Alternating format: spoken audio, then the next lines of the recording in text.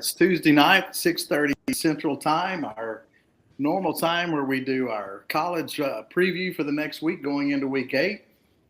And we're going to start. We got some great games coming up this weekend and coming out of a great weekend this past weekend.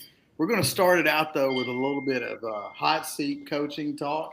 Obviously, the James Franklin scenario this past weekend has stirred that conversation up. And then let me also say this. You can say what you want about our picks, but one thing we've been pretty spot on is the hot seat coaches. We nailed Gundy, Pittman, Pry, Dilfer. We said all those guys would not only on the hot seat. We said that those guys would be gone shortly, and they all were.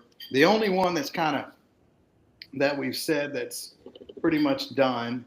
We've placed others on the hot seat is Napier, and Napier's, his seat. It's just a matter of time before the losses catch up, and I think the decision's already probably been made there now that they have 4 losses.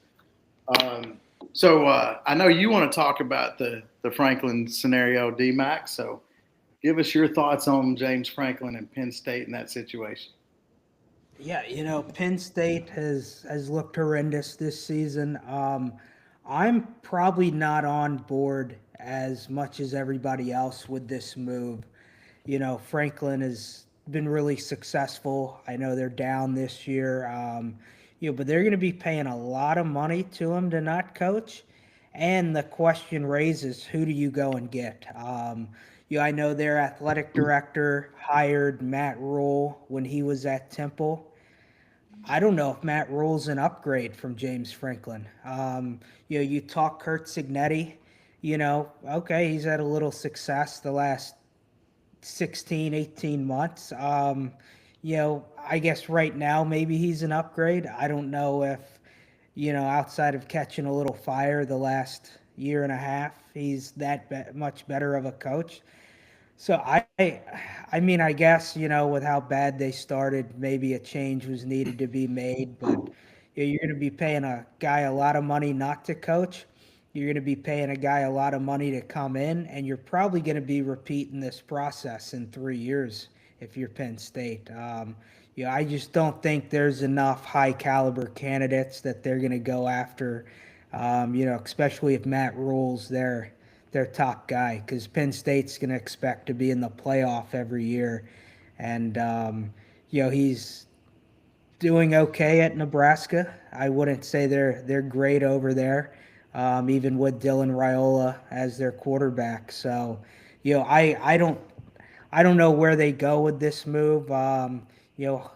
Hopefully they get something up their sleeve and they're gonna pull in a quality coach. But with the rumors swirling now, I don't know if they necessarily upgrade their head coaching position with some of the names being thrown around. Sweets, what do you think of the Penn State move? I'll say this about Signetti. He's been, on fire since he was in Indiana, but he did a hell of a job at James Madison too, which landed him the Indiana job. So it's not like this guy came out of nowhere. He was doing a hell of a job there, which got him the bump to Indiana. Now that his year and a half at Indiana is got him in line to move up again, if he chooses to. His buyout is, I want to say they said around $10 million, if I remember that correctly. So that's not crazy when we're talking in the world of buyouts. And you look at Franklin, who was just bought out for over $50 million. You look at Jimbo, who was bought out for what, 70 plus million or whatever. Who was the guy at Auburn that just got out before they bought Friesen? They bought him out for 22 million or whatever. So 10 million really isn't that much when you're talking about a buyout. I think Signetti would be a good hire. I also think Rule would be, maybe not an upgrade from a coaching standpoint, but he's a Penn State guy. So he played there. He knows he knows how things go there. So I don't know. Once your time is done, though, hats off to the administration, I guess, for saying, look, it's not going to work. So they just cut bait instead of continuing to string it along. What are your thoughts on it, Kevin? So, over the last few years, Franklin's averaged 11 and a half wins a season and was in the championship semifinals last year, field goal away from playing in the finals. That being said, offensively to me has been their downfall. They've been pretty good defensively, and they made a change with DCs. And well, Tom Allen went to Clemson, and then they brought Ohio State's defensive coordinator in. So, but to me, their challenge has been offense. 3 weeks ago they played Oregon to overtime, and if they would have won that game, people would have been talking like they were playing, in the playoffs. But somehow something fell apart. Something internally is there that we don't know, in my opinion, whether that be with the administration or something. They went on the road. UCLA's played well the last 2 weeks since they made a coaching change. That happened, but then you would have really thought that they would have came back home and played really well and beat Northwestern, but only scored 21 points in that game. And again, that Penn State game, that Oregon game, it was 17-17 at the end of regulation. So to me, it looks like, their concerns about Freeze developing their offense has just caught up with him. And they obviously, someone in the administration and some of their boosters don't feel like he can get them over the hump. I do think it's a dangerous move because, to me, if you're going to make this move, you better have the next guy lined up. And they may. I don't know that Matt Rule is an upgrade, even though I think he's a solid coach. Cignetti may be, but he's caught fire. The one name that hasn't been mentioned a lot, but I could totally support if Penn State made this move. It would cost them some money. Would be Marcus Freeman at Notre Dame, because I think he's an excellent coach, and I think you hire that guy. I think he's going to win championships. But I guess we see how this thing plays out. I do think Franklin will end up on his feet somewhere next year, if he chooses to. He's going to get $50 million, and now he has to look for another job, and his next job will supplement that buyout. So if he gets a job that pays him $35, then it's $15 that Penn State owes him over an 8-year period. So, the buyout's not going to be $50, whether it's 10, 15, 20. It's going to be less. If he gets out of coaching, he'll, do like some do, go do like Urban Meyer, go to the media, spend a year, and then I think he'll get back into coaching. But I think he'll get offers, whether that's Florida, whether that's whoever Florida hires, to him. Again, if Freeman were to go to Penn State, who's to say Notre Dame wouldn't go hire Franklin? Because he's been a guy that stayed out of trouble. The other thing that I would say that to me really hurt him was his press conference after the UCLA game. He made a lot of excuses, and I don't think that went over well with anyone from an administrative standpoint and with Penn State. So it's going to be interesting to see, but I think it's a dangerous move. We'll see how it plays out. So from there, again, other coaches on the hot seat. We've got others that are getting close. I'll jump in here. Hugh Freeze at Auburn. He came into this year with a lot of hope. Everybody thought that, this was going to be the year. Got a good roster, one of the best wide receiver rooms. Got a quarterback transfer in Jackson Arnold that he kind of hand selected that person. Good defensive team. So honestly, they've played a tough early schedule. When you look, they went on the road to Oklahoma, on the road to Texas A&M, then came home to host Georgia. But this past weekend, they're control that game 10-0 with on the goal lines. If they score it 17-0, fumbled, controversial call, whatever you want to call it. But he lost that team to me right there by not being able to coach them through that moment and keep their momentum and, again, challenge them to keep fighting, because that game changed on that play. You give Kirby Smart credit for making halftime adjustments, but that, with the history that Freeze has had, not winning close games against good competition, that just fell right in there. And he kind of fell apart, when that call went the way that it did. His overall record at Auburn is 14-17. That being said, it's just not going to be good enough to win there. And so I will tell you this. I think if he loses to Missouri this weekend, which is a good team, I think he's done and he's gone. Now, if he beats Missouri, they also have Arkansas, Western Kentucky, some games. Kentucky is in there. Vanderbilt's in that schedule. They do have some games that they could go on a roll and win before they play Alabama at the end of the season. Um, if you're going to make a move on your coach, it's the right thing to get it done because you got to develop your roster. That being said, we've seen how things at Auburn go, and when they make the move, they like they've done in the past with Harsin and Malzahn, their team just kind of falls apart. That they internally explode worse than anybody that I've ever seen as far as a college. So it's going to be interesting to see what happens if they lose this weekend because there is a lot of turmoil there, and there are people that want him to be replaced. So if he wins, they can get some momentum. I don't think for their season. I think there's games that they can still win. So for their season, I don't think it's best for them to make a move, but I think they're definitely going to. So, Sweets or D-Mac, either one, what y'all think about Freeze? And then I know, Sweets, you got one you want to put on the hot seat too. Go ahead, D-Mac. Yeah, so on Freeze, I mean, I was high on this Auburn Tiger football team coming into the year. They've got immense talent on defense. Jackson Arnold was a 5-star coming out of high school who struggled at Oklahoma. I thought the change of scenery was going to be really good for him. They have Cam Coleman, Eric Singleton at the wide receiver position, Horatio Fields, Malcolm Simmons. They had plenty of weapons on the outside. And, their quarterback's averaging 165 passing yards a game.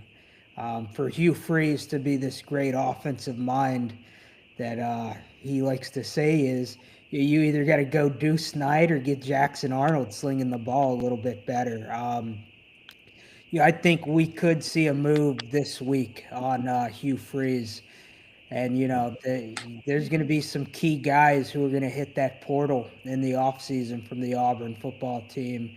I think Cam Coleman's a candidate there, really talented player. I saw a few weeks ago he had, 3 targets, 1 catch for like 11 yards. So, a guy of his talent isn't going to be happy getting 3 targets a game and lose a bunch of games at that. So, I think we could see a move this week for sure. Do you think, Sweets? I agree.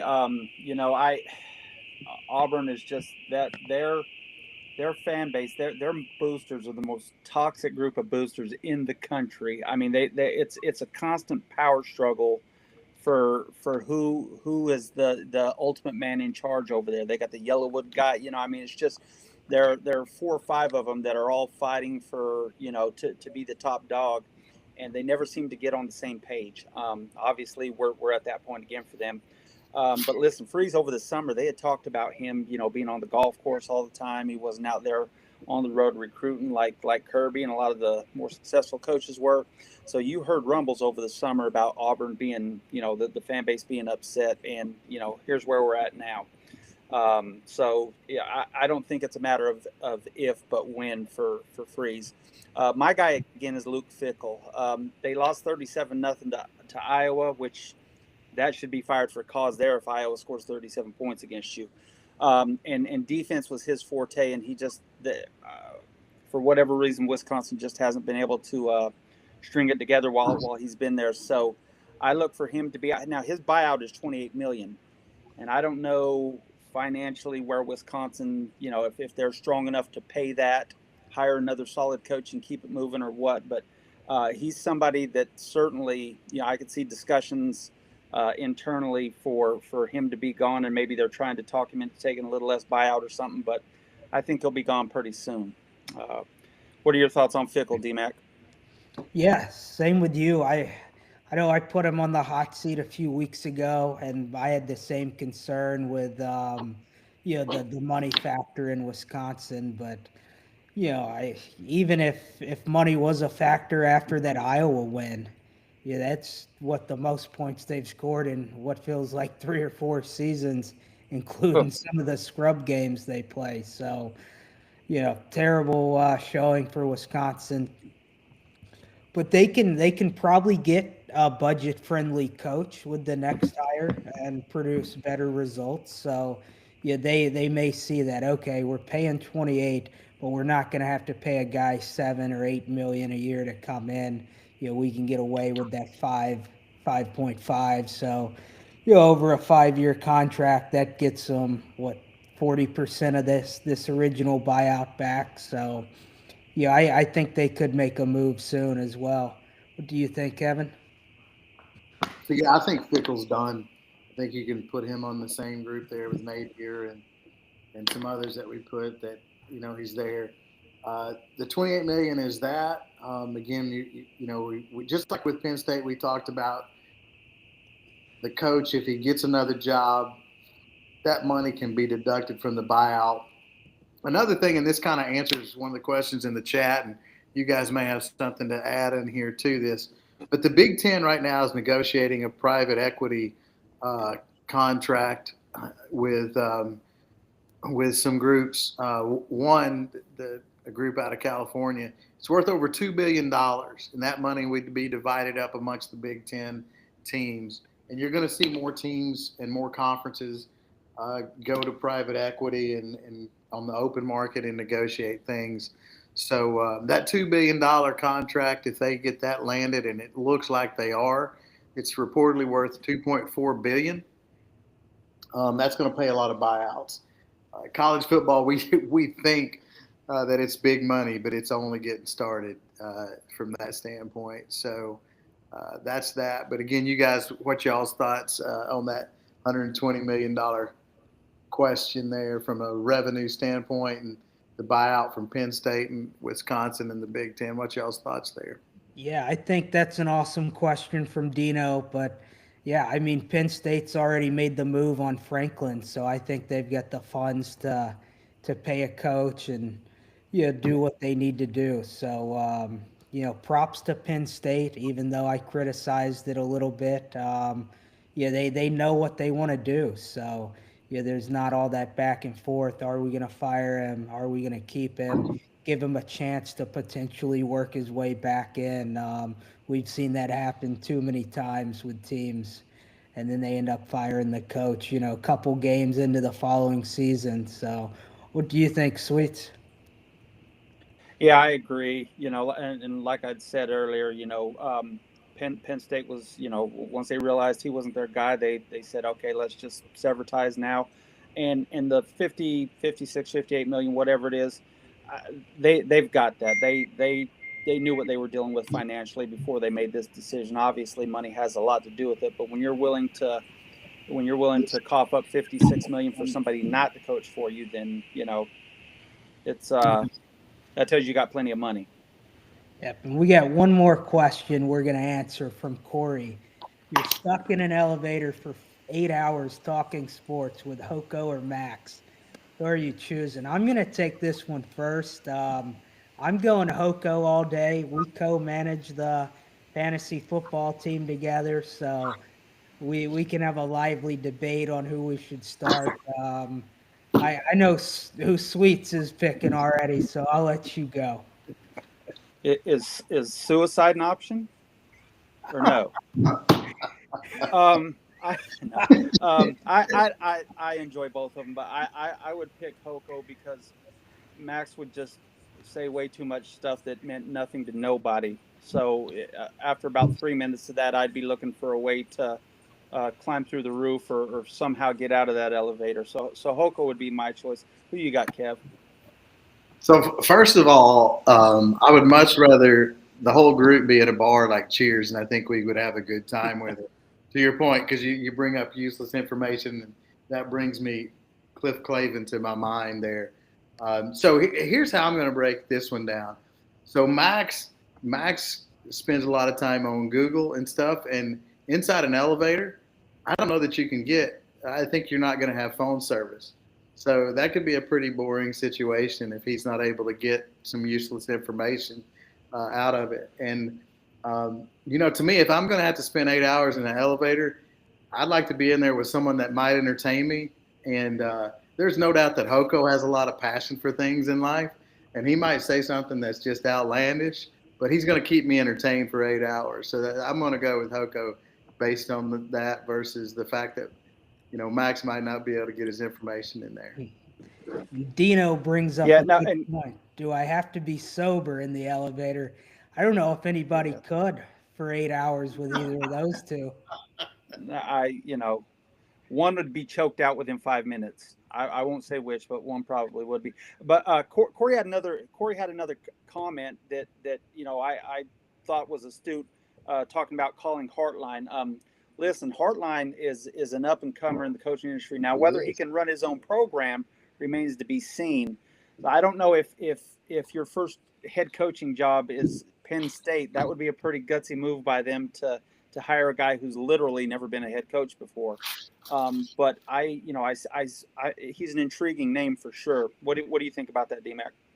Yeah, I mean, he's been a part of some really good Ohio State staffs. So if you go a guy with no coaching experience, who's familiar with that league, the Big Ten, he'd probably be your best candidate. He's worth kicking the tires on anyway. Certainly. I mean, you look at, it's kind of similar to the Kirby Smart situation coming from Alabama back to Georgia. He'd never had his own program before, and 10 years and 2 natties later, here we are. So, Hartline is definitely a name that should be brought up there. What are your thoughts, Kev? Look, it's an interesting name. You got a lot of talent in Pennsylvania that Penn State can recruit from, and Ohio next to it, and those states. He's a great recruiter. So, Hartline would definitely bring talent. And, whether he's calling the plays offensively or not, he is the OC there at Ohio State now, and their offense is good. He's been around offensive football through Urban and Ryan Day. So I'm sure some of it's, he understands some of it at this point. And to me, again, that's the challenge of that team is the offensive side. So, hey, you could do worse than Hartline with what he could bring. He's going to bring you talent. He could improve that offense to, Penn State's a team, if they scored 27 a game, they'd win most of them. Even big games. A couple more questions. Sean asked if Urban Meyer will be back in the coaching cycle this year. That's a good question. I think it's possible. But I don't know if he honestly gets back into coaching.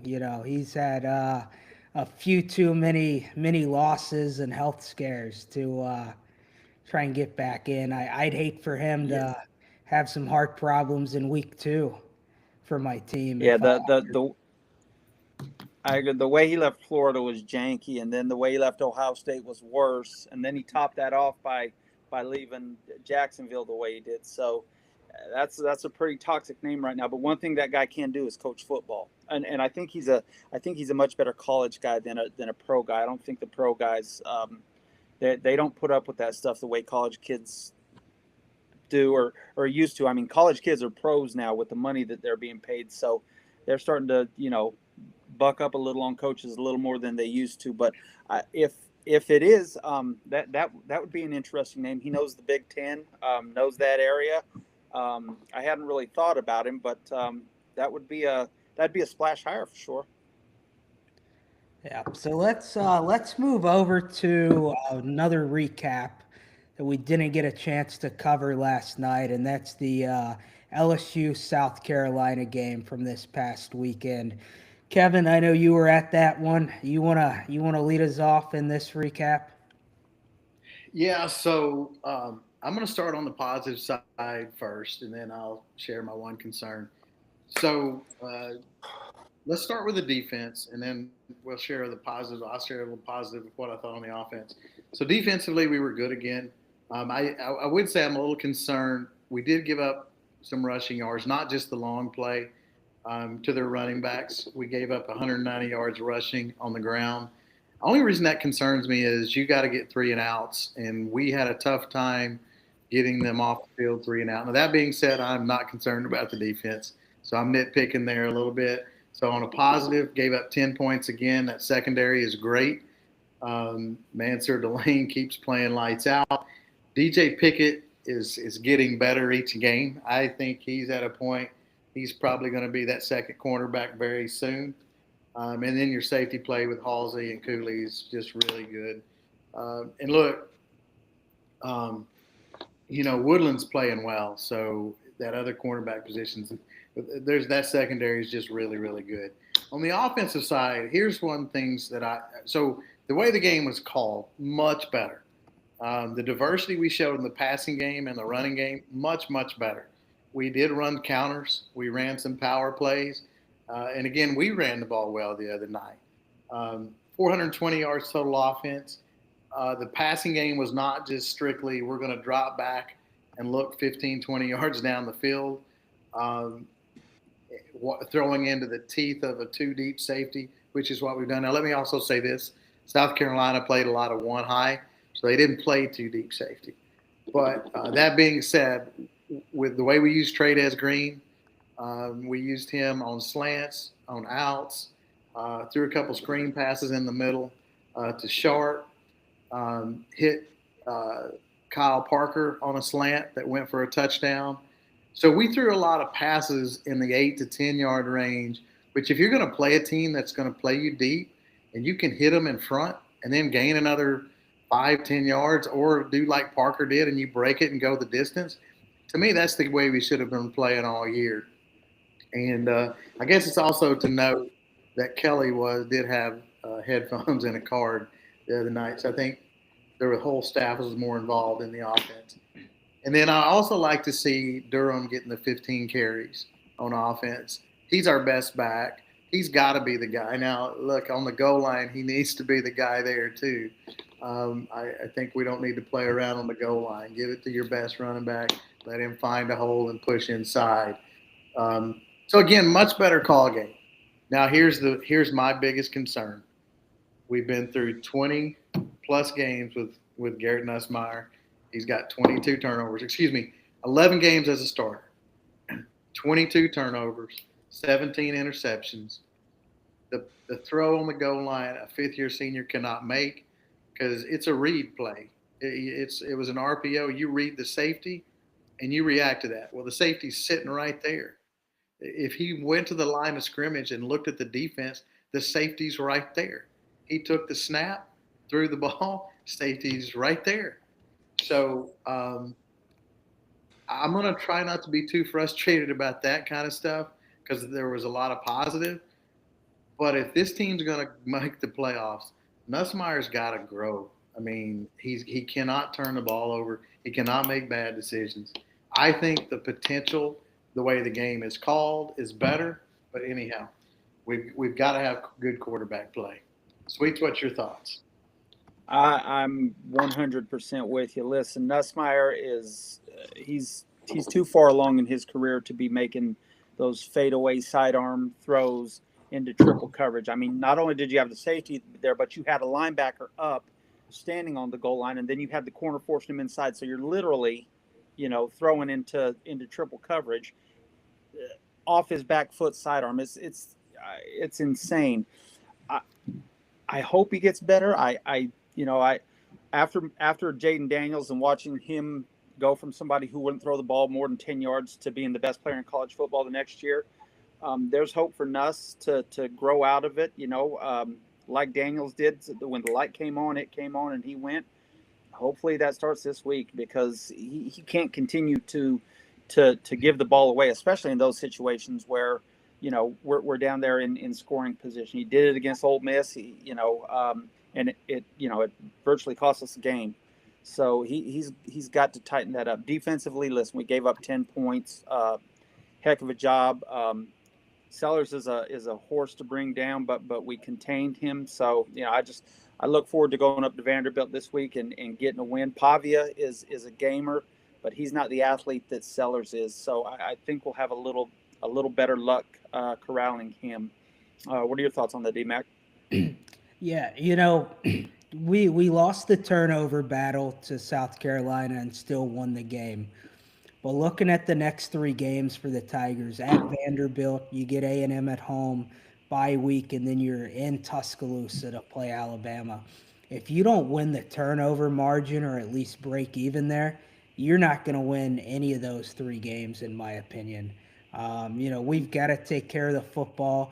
I am glad to see Garrett Nussmeier looked healthy this past week against South Carolina, but the decision making has still not clicked, like both of you said. So we definitely have to get things going there. Couple questions on this LSU game, so we'll briefly pop all 3 of those up. So we'll start with Andrew wants to know if I'm more likely to beat Nuss in a 40-yard dash or beat Corey in a game of bowling. I'm going to give you guys a little information and let the 2 of you answer this. So you guys have seen Nuss run, but you guys also have not seen me bowl yet. I was in a bowling league for 2 years recently, so I'll let you guys pick that one. So you might win the bowling match, but I'm going to also say this. I got confidence that you're going to beat Nuss in a 40-yard dash. We're talking with players on the field. If there's no players on the field, Nuss will take you in the 40-yard dash. However, with players on the field, like when he took off in game 20 the other night, when you're constantly turning your head and you're about to fall because you're worried about you're going to get hit, and you basically are spinning like a top when you're running, D-Mac, I think you take him in the 40 because he's looking for that contact. Sweets, what's your thoughts?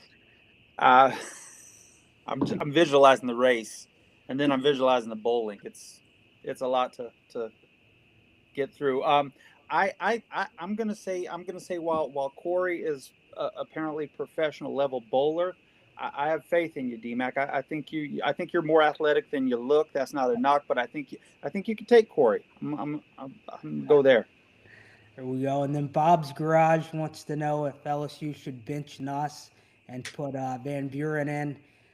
I don't think you completely bench him, but I think we've got to have some play calls for Van Buren. He's still got a couple games left he can play in without burning that red shirt, if that's the route the Tigers are going. I think we need to see a little bit more of him until the decision making, while healthy, truly costs us a game. I'm not sure if I'm ready to move on from Nuss, but I think we need to see a little bit of Van Buren, in my opinion. I think so as well. First of all, if Nuss comes in and does something boneheaded like a goal line pick into triple coverage in the first quarter, he needs to grab a seat for a few series at least. If Van Buren comes in and does a good job, then let the kid play. I don't care who is the quarterback for LSU. I just want to see some consistent, good quarterback play with solid decision making and limiting turnovers. You're going to throw enough footballs. You're going to get the occasional pick, or you get hit enough, you're going to fumble it occasionally. But Nuss he just doesn't protect the ball well enough, and that's imperative, as you said before, D-Mac, going into these next 3 games. So I'm all for Van Buren getting a shot if things don't go well. What do you think, Kev? So here's my thoughts on it. I'm going to give a great quote from one of my favorite coaches when I was growing up. Now, it's a different time period. I'm going to share my age here. So the greatest motivator in the world is your ass on the bench. He further elaborated, this is a Bobby Knight quote: ass meets bench, bench retains ass, sends message to the brain, brain tells ass to get off the bench, and you go forward from there. Make better decisions. You go back in and you play better. So what we're saying, look, if Ness throws an interception where he's making a play, I can live with that. But if you throw an interception like you did on the goal line or like you did against Florida, he absolutely needs to come out. Because at some point, look, just coaching him has not worked. So you need to send him a message. His brain needs a message. So I think that bench can be the great motivator, like Bobby Knight said back in the day. I agree. So lastly, Sean wants to know if a couple upstate New York guys were coming to Baton Rouge for the Arkansas game, what are some must do's while they're in town? Yeah, I think Tiger Walk is one while they're in for the game. Of course, tailgating. Depending on what night they get in, the bar scene can be kicking pretty good in Baton Rouge on a game day weekend. What are some of your must-dos, Kevin? Man, this is a tough question because there's so many great things. So if you get there 10 in the morning, 9 in the morning, let's say 10, I would walk around the stadium, the tailgating around there, and even over, you might leak over even towards the baseball field from the stadium or the parade grounds. Parade grounds is more students.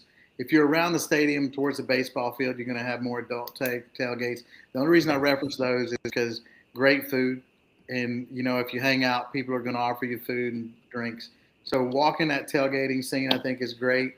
If you want to go find a good place to eat and just enjoy Southern Baton Rouge food, if you want to walk around the tailgates and then go eat, the Chimes. But if you're going to go to the Chimes, you better get there around 11, or at least have someone do that, or you could have an hour wait. Tiger Walk 2 hours before the game is awesome. And then right across from Chimes, you got Bengals and Bandits. If you want to grab some apparel for the game, you've got that right there. Or if you go straight down, you can walk down to Barnes and Noble. It's about 3/10 of a mile from the Chimes. You got another great selection of apparel for the game. And then you can walk across the parade grounds if you go either place there. So again, you can see kind of the student tailgating. So I'd probably walk first thing in the morning to the adult tailgating. I go to Chimes to eat. Then I get some apparel, walk across the parade grounds and see kind of the student tailgating scene there. You get down around the stadium. There's a lot of food. There's always concerts around the PMAC. And then if you choose, you can go in the PMAC. They'll have the 2:30 game on TV there.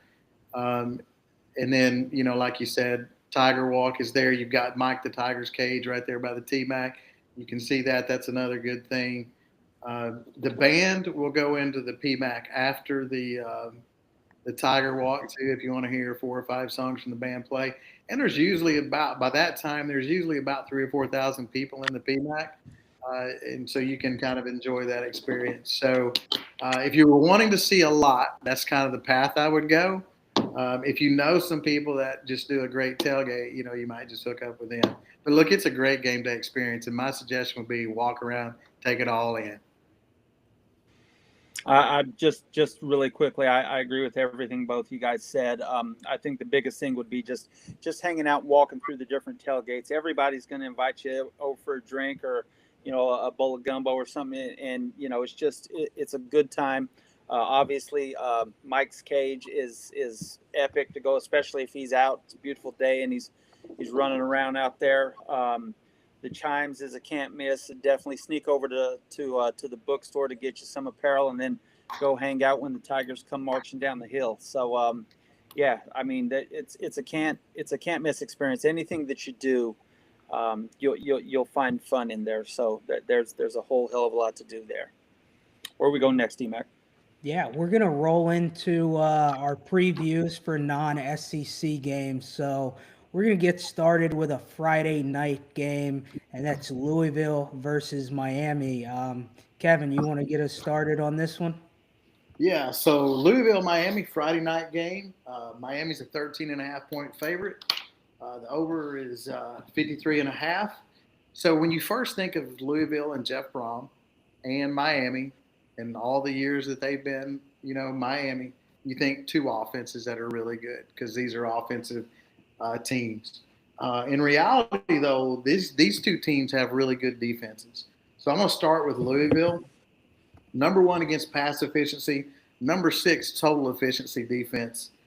So to me, that's going to make this game a very interesting right there when Louisville is going to put a team on the field that's going to match up defensively.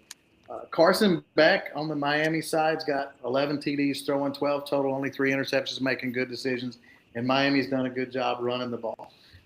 Again, you think of defenses, you speak of defenses, Miami's defense is 16th this year. And again, Louisville's offense is led by Miller Moss, the former USC quarterback, and Chris Bell, who has the last 2 games has had over 200 yards receiving. So so if I were going to pick this game, and I will, it's 13.5. I'm definitely going to say Louisville's going to keep it within that 13.5 just because of the way these two defenses match up. And Louisville will be able to score some points. I think Miami will probably win the game. And one person I didn't mention for Miami, again, that leads their defense is Ruben Bain, who might end up being the number 1 draft in the NFL draft next year. Definitely a top 5 guy, one of the best defensive linemen in the country. But I'm going to go. It's going to be probably about a 7-point game. I'm going to say 24-17 Miami. But don't be surprised in the fourth quarter if this game's tied with both defenses. And again, a turnover could swing this game. And with a pass defense like Louisville has, all it would take is a fourth quarter interception and a score, and Miami could lose a tough one there. I think Miami is definitely a top 3 team, but it would not surprise me. Cristobal loses a game every year that he shouldn't. It would not surprise me. And Sweets called this the other night when we were doing the recap. Wouldn't surprise me if Louisville pulls this upset. What are you guys' thoughts? Yeah, I'm going to go ahead. Go ahead, Mac. No, you take it, Sweets. I'm gonna take Louisville with the upset here. I like Brom. I like his coaching style. Their defense is playing lights out, and they can. One thing they're going to do is have some good offensive schemes for Louisville. So if they can catch Miami off guard a few times, and get a big play maybe in the special teams game or on defense, they can certainly go down there and pull the upset. What do you think, D-Mac? Yeah, so I'm with Kevin. I don't think Miami covers, but I think they win. And you mentioned the turnover battle. Miami ranks 8th in the nation in turnover margin at +6. So I think they force a late turnover. Miller Moss interception, fourth quarter. They go down, win the game. I'm gonna go a 31-24 game in this one. With a late Miami score. So that brings us to our next Friday night game of the week, Nebraska at Minnesota. Sweets, what do you have on that one?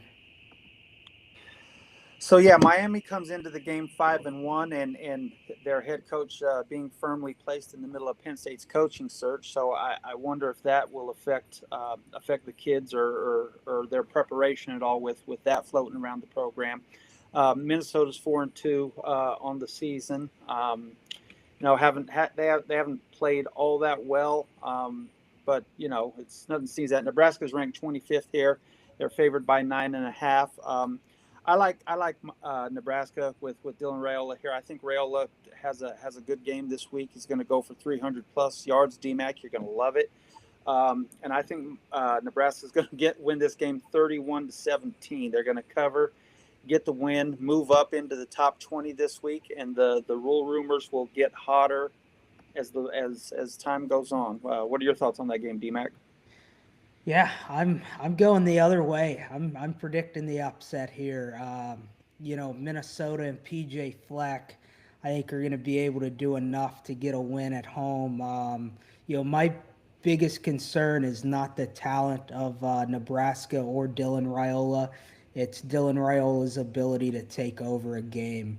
The Minnesota defense has been playing pretty well. They're 27th in the nation this year, so they're going to get a little pressure on Raiola, and I just don't think he's ready to take over a game yet. I've been calling for him to take one over all season.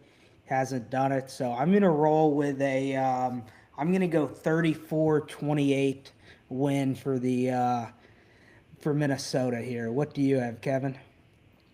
Yeah, so look, I'm going to row my boat with PJ, and I'm going with Minnesota too in an upset. Raiola did have 3 interceptions this past weekend. Normally he protects the ball, but against Maryland he had 4 TDs and 3 interceptions. I just think, look, it's a home game for Minnesota. Their offense is a little different this year. The past 4 or 5 years they've been built around the run. This year they're heavy passing game, Minnesota. So, but again, I'm going to roll my boat and I'm going to go with PJ in an upset. He pulls them off. He pulls a couple off every year. They're 4-2. They're going to go to 5-2, and then everybody on the Penn State fan base is going to be screaming, "Let's create some drama." So that brings us to the Georgia Tech Duke game. Want to get us started on this one, Kevin? Yeah, so this is one of my favorite games because I'm such a Georgia Tech fan because just the way that they play and their coach. But let's break the game down. So you got two really interesting matchups here from a quarterback situation. You have Darian Mensah for Duke, who's got 15 touchdowns and leads the ACC with passing touchdowns, and then you have Haynes King on the other side, who just does what's needed. He has a 71% completion rating, but then he also runs for 5.2 a carry. And you look at Georgia Tech offensively, they're 238 yards rushing, 238 yards passing. To me, that is absolutely who Haynes King is too. He's going to run it if he needs to get a first down, and running's what's needed. He'll pass to get a first down. He's just a college gamer. So you have that offense against the Duke offense led by Mensah in the passing aspect of things. Both defenses, though, are also kind of suspect. Duke's defense is 80th, giving up 467 yards a game, while Georgia Tech is 65th, giving up 455 yards a game. So when you have the way the matchup plays, it's very equal. Offensively, I mentioned the quarterbacks, but both teams average 467 yards on offense. So the matchup's very even, which goes right along with the spread. Duke minus 1.5. It's played at Duke. It's a home game with a total of 61. So again, you look at the stats, very even game. So here's where I'm going to go with it. In a game like this where the stats are even, I know Georgia Tech has had a couple games where they went on the road and they weren't as prepared, but I think they will be for this one. On the road, Duke's going to have their attention. And so then I'm going to put it down to coaching. And I think Georgia Tech is a little stronger on that side, along with Haynes King.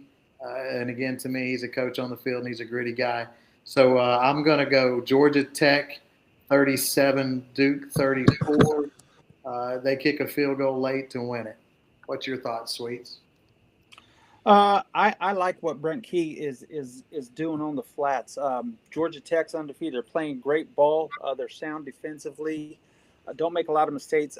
Haynes King he would be talked about a lot more if it weren't for Diego Pavia, because he does the exact same thing Pavia does. He just gets it done, by hook or by crook. If they need a first down, he'll break pocket and run for it. But he does what he needs to do to get it done. So I like Georgia State to win the game here. I missed what the spread was, but I like Georgia Tech, I beg your pardon, to win this game here. I like 31-17 Tech. I think they tighten up the defense here, and King throws for 2, runs for 1, and maybe special teams gets a touchdown for him. I like Georgia Tech by 14. Who you got here, D-Mac? Yeah, Duke is a team that I like a lot in this ACC. Mensah's playing really good football at the quarterback position. 15 touchdowns to 2 interceptions, 70% completion percentage. What Georgia Tech does well defensively, though, is they're only allowing 188 yards a game through the air, but they're allowing 170 rushing. So I think you're going to have to get Nate Shepherd going a little bit on the ground if you're Duke. And if they're able to do that, I think Duke wins this game. They're still going to have success throwing the ball because of how talented Mensah is.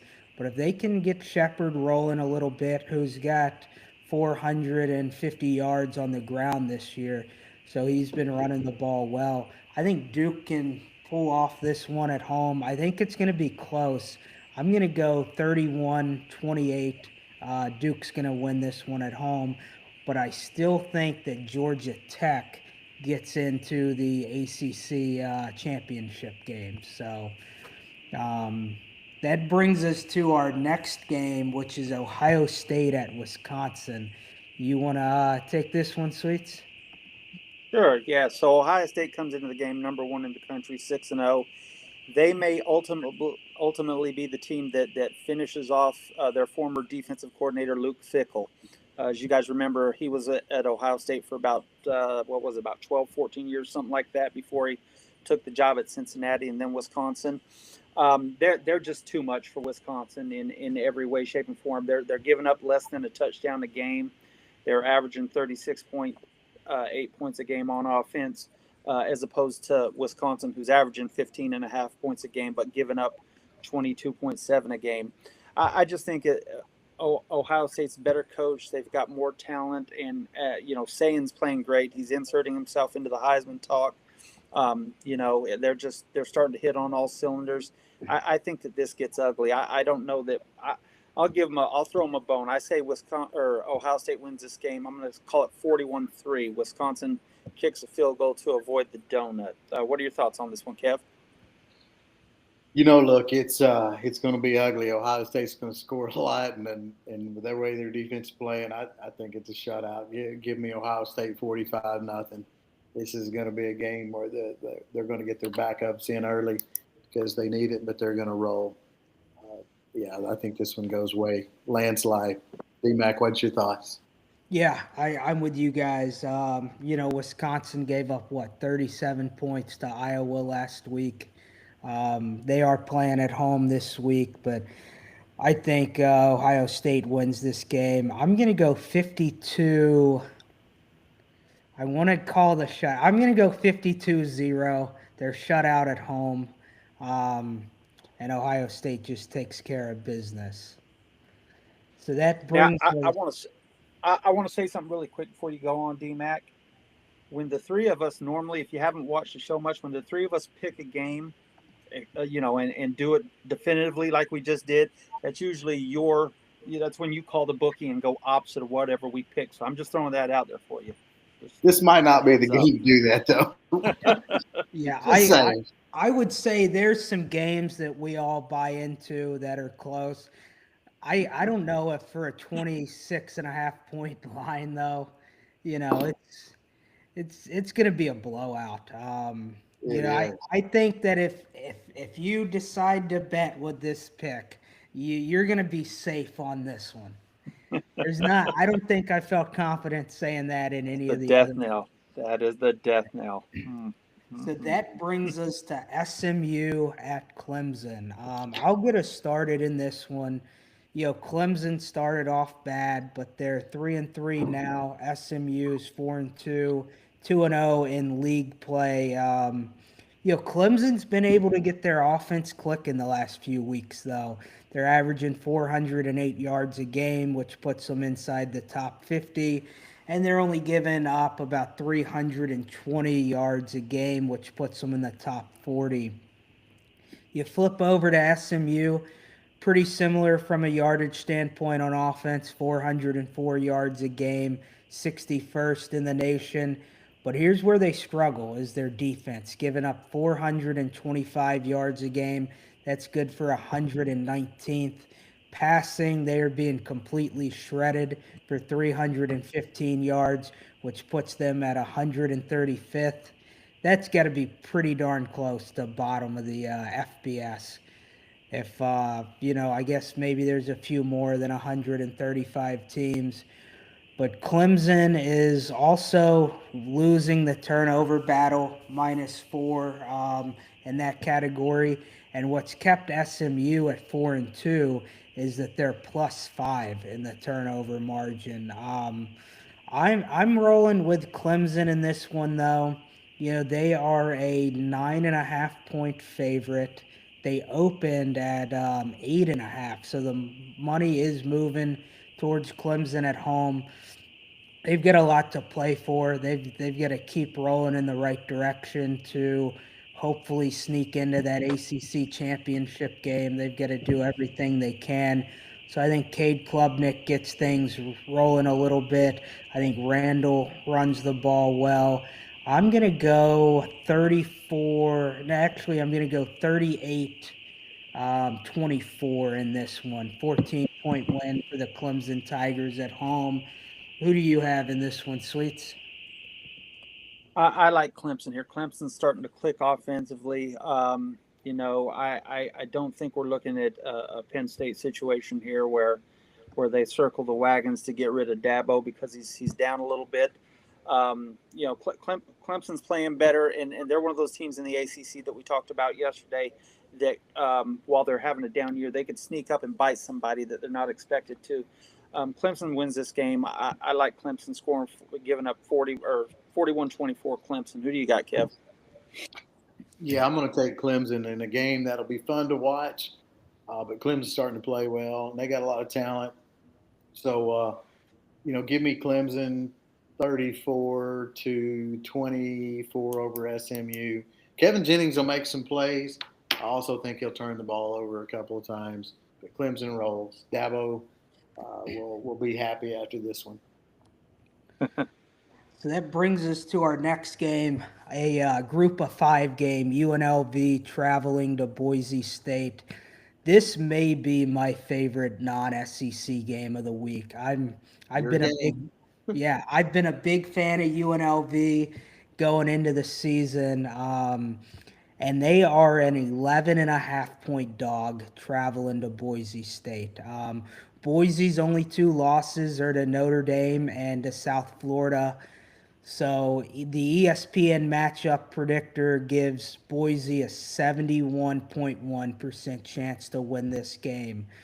But they are not factoring in the Dan Mullen effect. UNLV just keeps finding a way to win. It hasn't always looked pretty this year. They got in a shootout with Air Force where they won 51-48 last week. Opened the season against Idaho State, and they were down early in that one and came back. So this is going to be a really good game. Boise State's offense is averaging about 470 yards a game, which puts them in the top 25. And their defense, playing 2 big games also, is only giving up about 330 yards a game. You move over to UNLV, about 445 yards a game. Their defense, though, is getting gashed a little bit at 445 yards, which puts them at 125th. But one thing that UNLV has been really good at is they rank second in FBS with +9 in the turnover margin. So they're going to need that to get this win this week. And I'm rolling with UNLV to pull off an upset on the road at Boise. I'm going to go the over-under for this game set at 63.5. So I'm going to roll with a 38-34 game. UNLV scores a touchdown late off a turnover they force. So give me the Rebels this week. Who do you have, Sweets? I'm going opposite here. I'm going to take Boise State at home. I'm not sure that they cover. I like 35-31 Boise State. It's tough Boise's a tough place to play for a non-Power 5 school. It is a tough place to play up there on the Smurf turf. Their fans get into it. It's going to be cool. Game time temperature is probably going to be mid-40s. So it's a little bit chilly up there, and they're about 3,000 feet above sea level. So that little bit of elevation change does have an effect on you, especially late in games. So go ahead and just give me the Broncos here by 4, and it doesn't end UNLV's hopes of breaking into the playoff, but it certainly does put a damper on them. What do you think, Kev? Yeah, so I'm going to go give me Boise State 37-31 in a good game to watch. But the one thing that's Vegas, man, they have pulled some games out this year. So I guess in one sense there, you can't count them out. But I think this was the one that their defense has given up a lot. And so I just don't know if their offense on the road can overcome what their defense will probably give up. So give me Boise State. But look, D-Mac, I'm glad you said it since the beginning of the season, UNLV is a team to watch in that non-power group. So I commend you for standing by what you said before the season started. And look, if they pull this one out, they got a chance to run the table and be that team.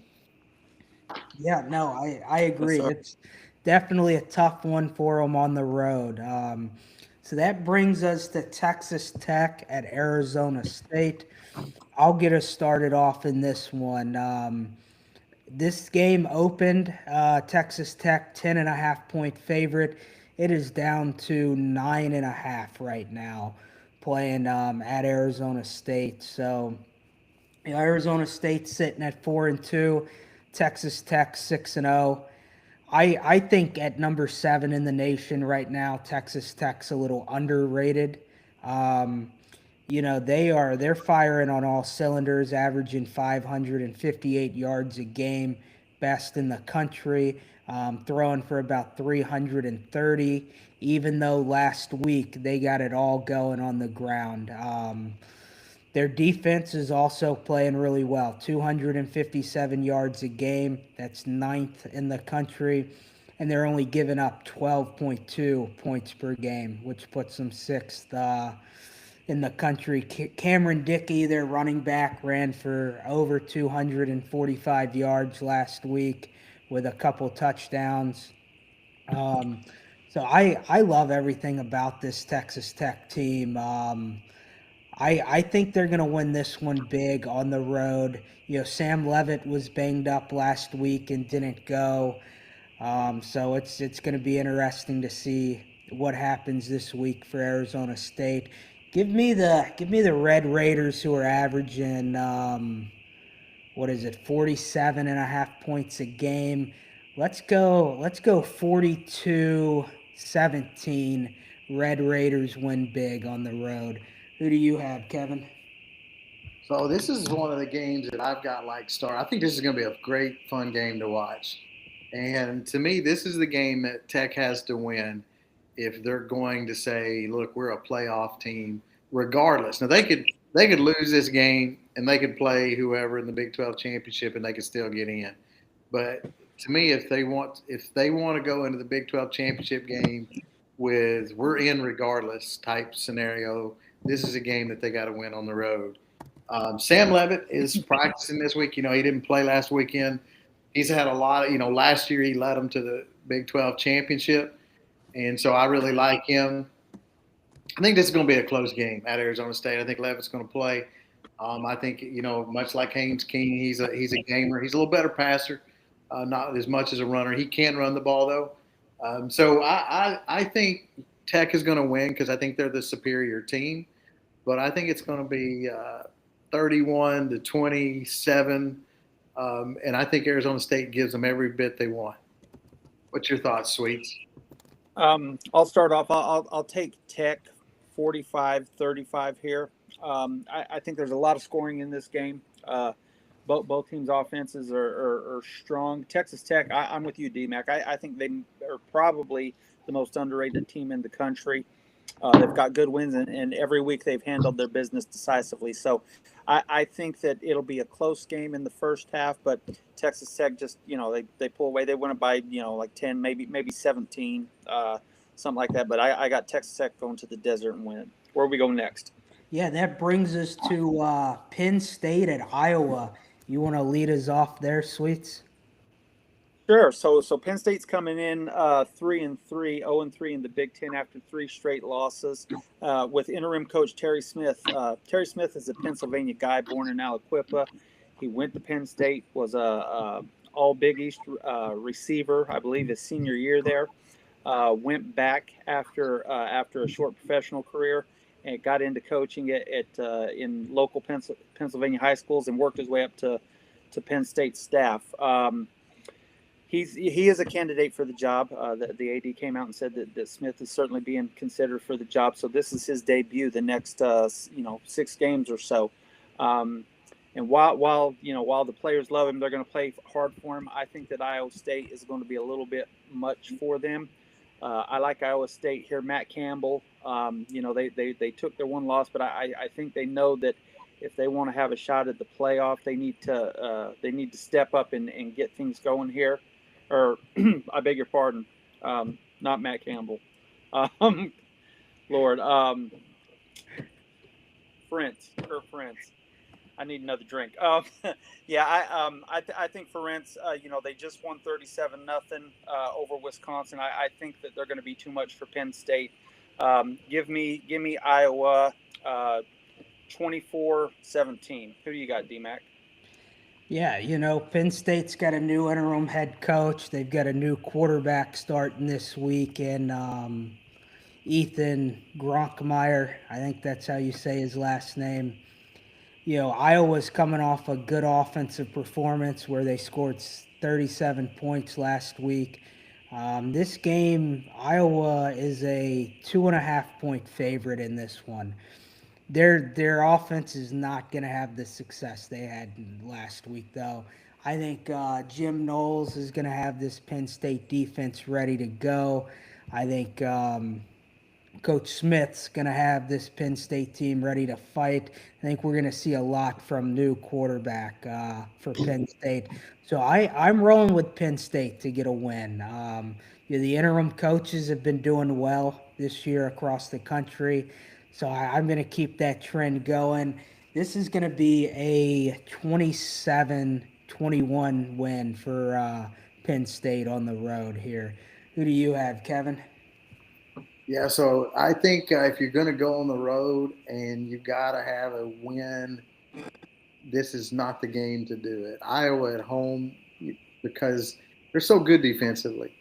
And Drew, don't forget Drew Aller, even though he's not the best, he did get knocked out for the season for Penn State last weekend. So they got to go uh, down to their backup quarterback. And I think they'll fight hard with the coaching change. I think they'll play with a lot of passion and energy.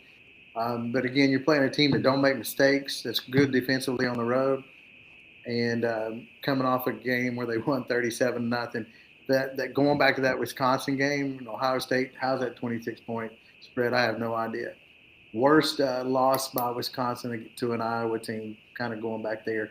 But going, to that Penn State Iowa game, give me Iowa 24-13 in a low scoring game that both teams fight really hard. Yeah, I bet Penn State wishes Bo Perbula was still in town right now. Yes. So that brings us to the USC Notre Dame game. So this game is, I believe, an 8.5 point line. Notre Dame's the favorite in this one. I will say, watching USC play the last few weeks, they are looking really dominant on the offensive side of the ball. They're running well, averaging 226 yards a game. They're throwing the ball well for 325 a game, averaging over 550 total yards a game, which is good for second in the nation. Um, the Notre Dame defense, though, has stepped up a little bit these last few weeks. Still giving up 350 yards a game, but that's been down the last few. So I think the matchup I want to see is, can this USC offense score on a Notre Dame defense? Notre Dame's another good team at forcing turnovers. They rank eighth in the nation and +6 in the turnover margin. Yeah, I don't know if Notre Dame covers in this one. CJ Carr is a guy that I'm a big fan of, redshirt freshman quarterback for the Irish, playing really good. 1,600 yards, 13 touchdowns to 3 interceptions. Jeremiah Love has gotten things going a little bit, averaging a little over 5 yards a carry and 8 touchdowns. So I think Notre Dame is able to control the time of possession in this one a little bit, and I think they win this one. I'm going to go 35-24, so I am going to take them to cover this one. Notre Dame gets a big win at home, and the Fighting Irish keeps on fighting. Who do you have in this one, Kevin? Yeah, so this is probably my favorite game of the weekend. It's a really tough game to call. Uh, Notre Dame, has played much better since their first two games, and they lost, to Texas A&M and Miami. And their pass defense was suspect, but over the last 3 or 4 weeks, Freeman's done a really good job of getting their defense to play at a high level. They got a great running game, and C.J. Carr, I love him as a leader and a quarterback. So that's that side. And if you had asked me 2 weeks ago, I'd have said Notre Dame, and I still probably lean Notre Dame, and I'll pick them. But let me also kind of say USC. This past weekend, the way that USC beat Michigan was really impressive to me. The fact that USC ran the ball for 250 plus yards against that Michigan defense. Still threw it. Had over 400 yards of offense, over 450 yards of offense, and then also shut Michigan down, contained their running game. The more physical team was USC. I don't think anybody. I think people would have picked USC to beat Michigan. I don't think anybody would have said they would have been the most physical team on both sides of the ball, and they were. So that brings them into this game in a where they got a lot of momentum. They should have a lot of confidence that they can move the ball either way. I think this is going to be a really, really tough, hard-fought game. I'm going to go with Notre Dame and CJ Carr because they're playing at home. And I think the game will end up 28-24, 31-24 Notre Dame. But everybody should want to watch this game because this is there. And look, don't be surprised. If USC wins this one, that puts them deep in the hunt to be a fourth team out of the Big Ten in the playoffs. Sweet, what's your thoughts? Yeah, this is kind of a playoff elimination game. I think the loser of this game's hopes significantly drop after this game. I like Notre Dame at home. They're 9-2 against USC. Their last 11 at home. So they usually handle their business against USC when they're at home. Their defense is starting to play a lot better. CJ Carr's been fantastic. He's really coming into his own. And Jeremiah Love is a great running back. The one thing I will say for USC though, they lost a couple of their running backs early, but redshirt freshman King Miller has stepped up and done a great job for USC, and that kid's a home run hitter. He hits the hole with some pop. I really like him. I do think Notre Dame wins the game here, and they keep their playoff hopes on life support here. Where do we go next, D-Mac? Yeah, so this takes us to the Mormon battle. If you're looking for a blonde college girl, this is the game for you. Utah traveling to BYU. Get us started on this one, Kevin. So, we've had some good matchups this week, and again, some matchups where there's a lot of similarities, and this one would also be one of those matchups. Again, Miami and Louisville similarities, Duke and Georgia Tech similarities, well, BYU and Utah, same type scenario. So offensively, BYU averages 448 yards a game, Utah 459. Both quarterbacks are dual threat guys. You got Bear Beckmeyer, the freshman at BYU. He's a dual threat guy, can run and pass. You got Devin Dampier, maybe the best dual threat guy at Utah. He's got over 350 yards rushing, over 1,100 yards passing, and 11 touchdowns, on the year. Going back to BYU, they have L.J. Martin, 652 yards rushing on the season, and the balance. And then they have Chase Roberts, who has over 400 yards receiving. So they've got a pretty good offense, like we talked about, 448 yards a game. And then you flip it on the defensive side. BYU gives up 263 yards defensively, Utah 293. Passing-wise, about the same. The difference at 30 yards, BYU only gives up 103 rushing, Utah 139. So there's the similarities there. Interesting thing, this game is being played at BYU, but yet Utah is a 3.5-point favorite. I like Utah, and I like Dampier. I just think going on the road, this is a great rivalry game.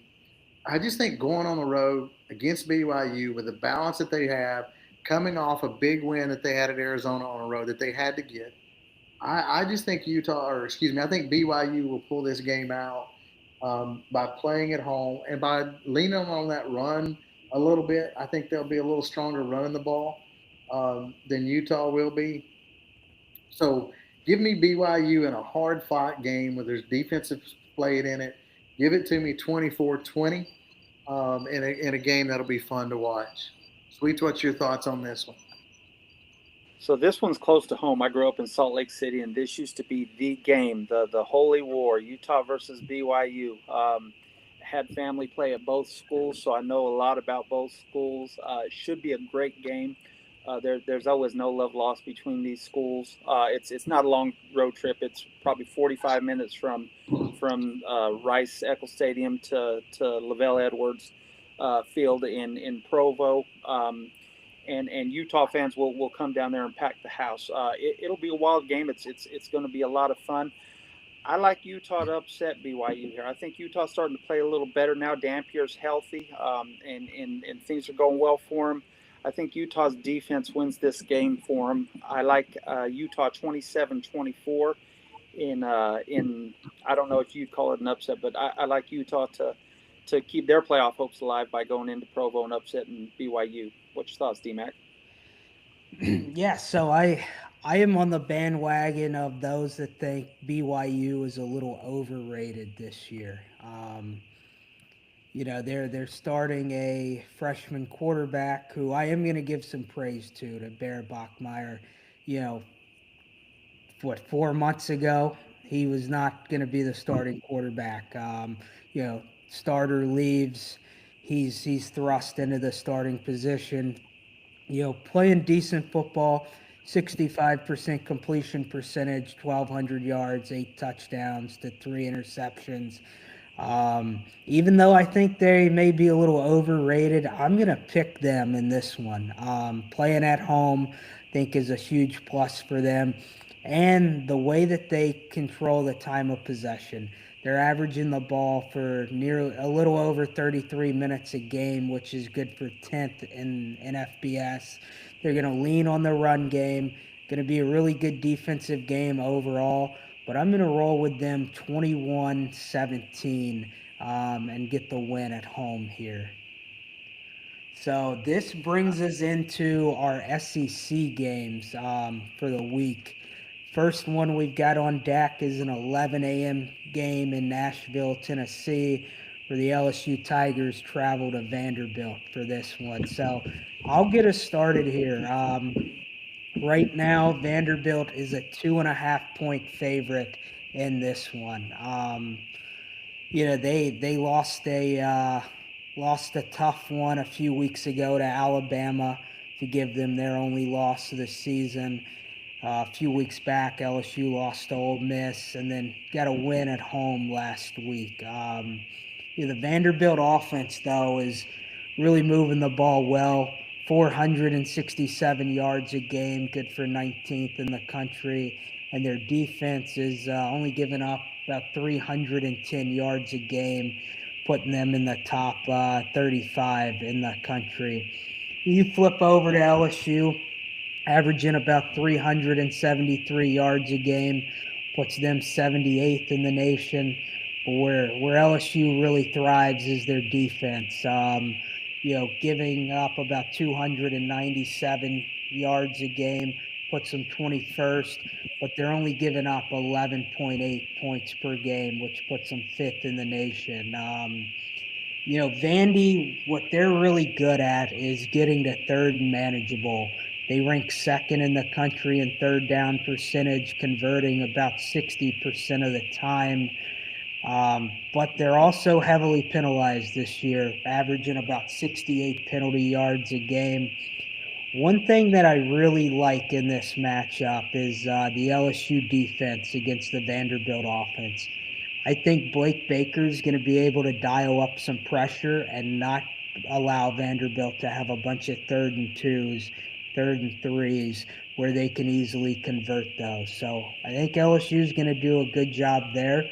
On the flip side, the LSU offense is going to have to show up and not have a lot of turnovers in this one. Vanderbilt does play physical football. They play smart football for the most part. So they are really going to have to make sure LSU is going to have to make sure they limit the mistakes. You can't have 2 goal line fumbles in this one and still win the game.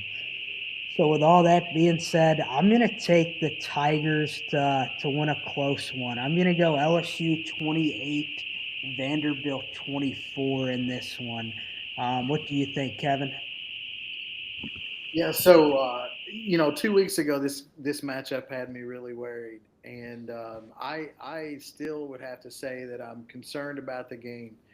But this past weekend, the way that LSU attacked offensively, to score on Vanderbilt, they're going to have to maintain drives, and they did that this past weekend. You're not going to beat Vandy over the top for a long touchdown. You might get one, but you're not going to do it multiple times a game. So they're going to have to show the ability to drive the ball. So that's where, and they were much better at that this past weekend. They just got to finish drives. They can't turn it over. They got to finish it, and they got to score touchdowns. On the defensive side, like you said, DMAC, I really like the matchup there. I think LSU will try to keep Pavia in the pocket. They contain Sellers. He had 22 yards rushing, I think it was. Of course, some of that was sack yards. I think you'll see the same type of defense played the strategic part of this game that they did against South Carolina. They'll keep Pavia in the pocket. They'll make him throw the ball to beat him. Try to contain the running game of Vanderbilt. Be very disciplined on the back end. Don't get beat over the top on a big play. I think if LSU does those things, and I think that's what they'll do, I think they'll win the game. I think it'll be hard fought. Pavia is a competitor, so he's going to compete like heck all the way to the end. I like it 27-20 LSU. I think LSU gets in the 20s. I'm going to say this is the game that Nuss doesn't turn over as much, and we get out of there with a 27-20 win. Sweets, what's your thoughts? So I'll take LSU 24-13 here. We finally break the 20-point schneid in SEC play. The defense might get us one of those touchdowns here. I just think that while Pavia is a gamer and he's he gets all he's got out of his abilities, I just think LSU's defense is going to be a little too much speed for him. We'll contain him similarly to the way we did before, and I think that we go up there and get the win. The biggest thing I want to see though is I want to see continued improvement on offense. I want to see Nuss letting it go. I want to see the line knock some people off the ball. And I'd like to see some consistency in the running back room. Pick a guy and go with it. If Durham's not ready, then give Barry the ball and let him go. This running back rotation hasn't been good for years. I'm not sure if that's Frank's call or if that's Sloan's call or Kelly's call or whoever. But it's not working. It doesn't let a guy get into the flow. I really hope to see something different there this week. And I'd also like to see a little more or a lot more Kyle Parker. Parker and Trey both showed themselves to be big time threats this last weekend. We all knew Trey was, but Parker really stepped up and we didn't miss a beat with Aaron Anderson not playing and Parker stepping into that role. So I look forward to seeing more of that from Parker this weekend as well. Where do we go next? That slant pass that Parker took the distance. Did his speed not surprise you there? No, I mean, he was I want to say he was a track guy. Wasn't he like a 10-300 kid or something like that? I don't remember reading. He might have been. I'm not saying he was. I don't remember reading him track guy. I remember being a possession receiver in that, but he showed track speed. He took that. He ran away from the defense. So, to your point, I think that was very interesting to see. You got to get him and Anderson both on the field with the way that he played the other day. A lot of weapons. They got to score more than 20 points. Lord. Anyhow, what's the next game? Yeah, that brings us to Oklahoma traveling to South Carolina. Kevin, get us started on this one. All right, so this is a very interesting game. You've got two teams that are absolutely led by their defense. South Carolina, solid defensively. Oklahoma, best front seven in the SEC, maybe the best overall defense in the SEC. And then you match that against South Carolina's offensive line problems. They fired their offensive line coach this week. So this is a game that, whoever gets to 17 might win. I don't know that either team gets to 17. Very similar to the Texas game, which I told my wife in the middle of that Texas game that whoever scores a touchdown might win because it just looked like it was going to be field goals.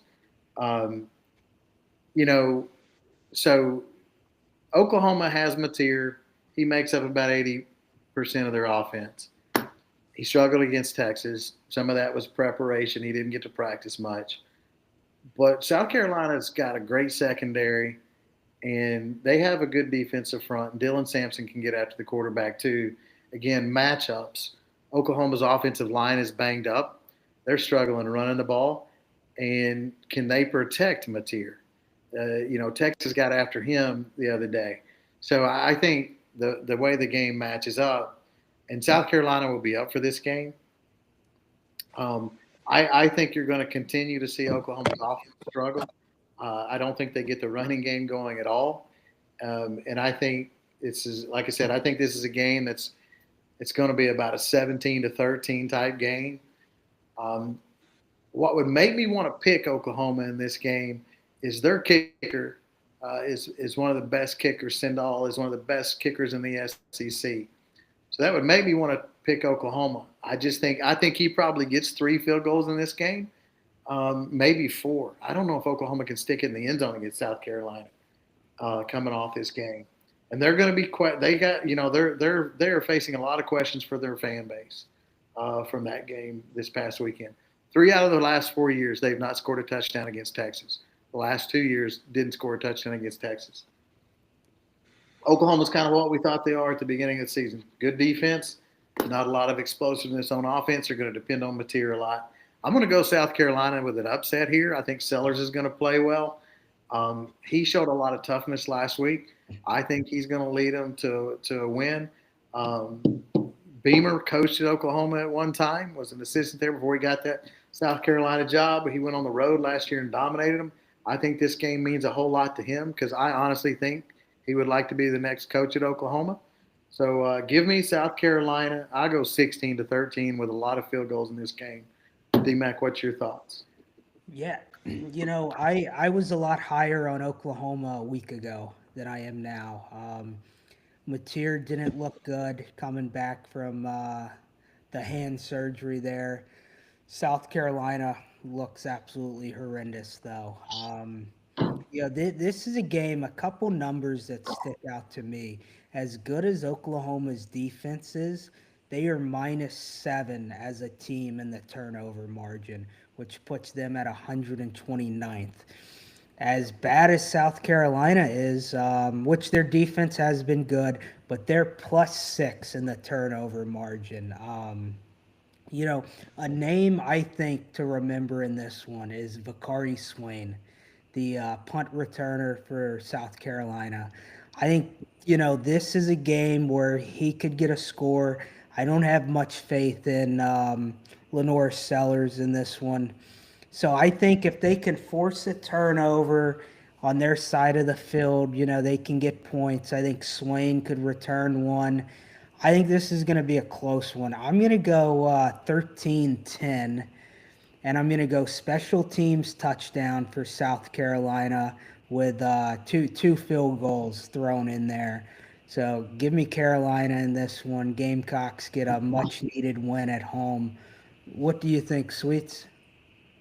I'm going to pick Oklahoma here. I'm looking at Oklahoma, Texas as like a Kirby Smart Alabama deal. They just can't get over that hump. They've played pretty well against everybody else. I mean, they've scored. They've been able to put up enough points with either Mateer or Hawkins at quarterback. I think that they rebound off a tough beatdown by the Shorthorns, and I think that Oklahoma wins this game 27-13. I think they're able to shut Sellers down on the defensive side of the ball, perhaps even get a defensive score. And I just like Oklahoma to go in and handle their business this week. I think they're a lot better than they played against Texas, and they're looking to show it this week. So give me Oklahoma by a couple touchdowns here. Where are we going next, buddy? Yeah, that takes us to Texas A&M traveling to Arkansas. I'll get things started in this one. Texas A&M's undefeated, sitting at 6-0, 3-0 in the SEC, and also a win over Notre Dame in South Bend. They've kind of have had a fortunate SEC schedule so far, where they got 3 straight home games: Auburn, Mississippi State, and Florida all at home. Now they start a 3-game road stretch, starting with Arkansas. Then they've got LSU and Missouri. A few things that really stick out to me about this Texas A&M team is Colin Klein has this offense firing on all cylinders. They're throwing the ball well, running the ball well, to the tune of 460 yards a game, which puts them in the top 25. Their defense is also playing really well, only giving up about 290 yards a game. They're scoring 34 points a game as an offense. So you flip over to Arkansas, where their defense has just been horrendous this year, giving up 435 yards a game. Notre Dame just went into Fayetteville and put up a bunch of points against this Arkansas defense. They are under new leadership now with Bobby Petrino at the head. And that's kind of where they get their offense from, averaging 511 yards a game. I do think this one has the potential to be a little bit of a high-scoring game. The over/under is 61.5, with A&M as a 7.5-point favorite. On the Arkansas side of things, I love Taylon Green. He's thrown for 1,700 yards, 14 touchdowns. Mike Washington's been running the ball well. He's got 520 on the ground. Their best weapon from a receiving standpoint is Omega Blake, who's got 35 catches, good for 460-plus yards and 3 touchdowns. But then you flip over to Texas A&M, and they've got 2 really good wide receivers, Mario Craver and KC Concepcion, who I've kind of made it known he may be my favorite receiver in the SEC. I said he should have won Player of the Week 2 weeks ago. He had a little bit of a letdown game last week, as they really leaned on the ground game a little bit more. But I expect a big game for this Texas A&M offense. And I think Taylon Green and Omega Blake are going to have some success. So is Mike Washington from a running perspective. But at the end of the day, Texas A&M's just too good. I think they do lose one of these road games, maybe 2 on this 3-game stretch, but it won't be against the Arkansas Razorbacks. Give me Texas A&M 42-28 for Arkansas. So who do you like in this one, Sweets? I'm chuckling. I was going to say I've got Texas A&M 42-27 here. I think that they have their way with Arkansas. Listen, they've got Le'Veon Moss and Reuben Owens, the second, running the ball back there with Marcel Reed. Reed's been doing a great job. He's been efficient so far, and just taking what the defense gives him. They've been scoring a lot of points. Arkansas can score. Taylon Green is what everybody thought Lenore Sellers was going to be this year. He's having a great season. He's I believe he leads the team in rushing as well as passing, but they just have nothing defensively. They have, they're just not going to be able to stop Texas A&M. I'm going to go higher. I'm going to say Texas A&M 49, Arkansas 27. I just don't see any way Arkansas gets a stop. I love that. That's another KC Concepcion touchdown in my mind. Your lips to God's ears. Yeah, so this again, you talk about matchups. The matchups in this one just don't fare well for Arkansas. Arkansas probably has the worst secondary in the SEC, 16th defensively in the conference. So the matchups on paper just do not fare well. And then you look at turnover margin. Arkansas is -5, Texas A&M's +1. There's just so many things there that point you to A&M winning this game. Here's though some other scenarios. This game's been played in Dallas for like the last 8-10 years, and this game is went into the fourth quarter with Arkansas either ahead or within a score in the fourth quarter, every one of those games, and they just could not pull it out, being on a neutral site game. Petrino, his second game, they played well against Tennessee this past weekend on the road. 34-31. If they didn't have a couple of turnovers in that game, they might have pulled that game out. So that leads me all to this. This is an old Southwest Conference game, an old rivalry. The fans in Arkansas are excited, so I think they'll show up. It's a 2:30 Central Time game. I think that crowd is jacked up. A lot of people there remember the Petrino years in that 2010, 2011 time frame where they won 10 games. So I think their fans are going to be jacked up. And even though the matchup's not the best, I think that Mike Washington runs the ball effectively. Green throws the ball effectively. Petrino does a great job calling plays like he always does. Give me give me Arkansas over Aggie in an upset. Aggie at some point's got to Aggie, right? They're 8-4, okay? That's just kind of traditionally what they are. This team's probably a little better than that. This weekend, I think Aggie shows up.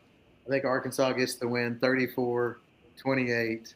Give me the Hogs in an upset. That's my one crazy pick. Nice. So this brings us to the Ole Miss Georgia game. Kevin, before you take this one away, I have a question about this one for you. Does Landry catch the first half of the LSU Vandy game in Nashville and then catch a flight to Athens to watch your dad coach? So, that's a good question. Here's what I think happens in that scenario.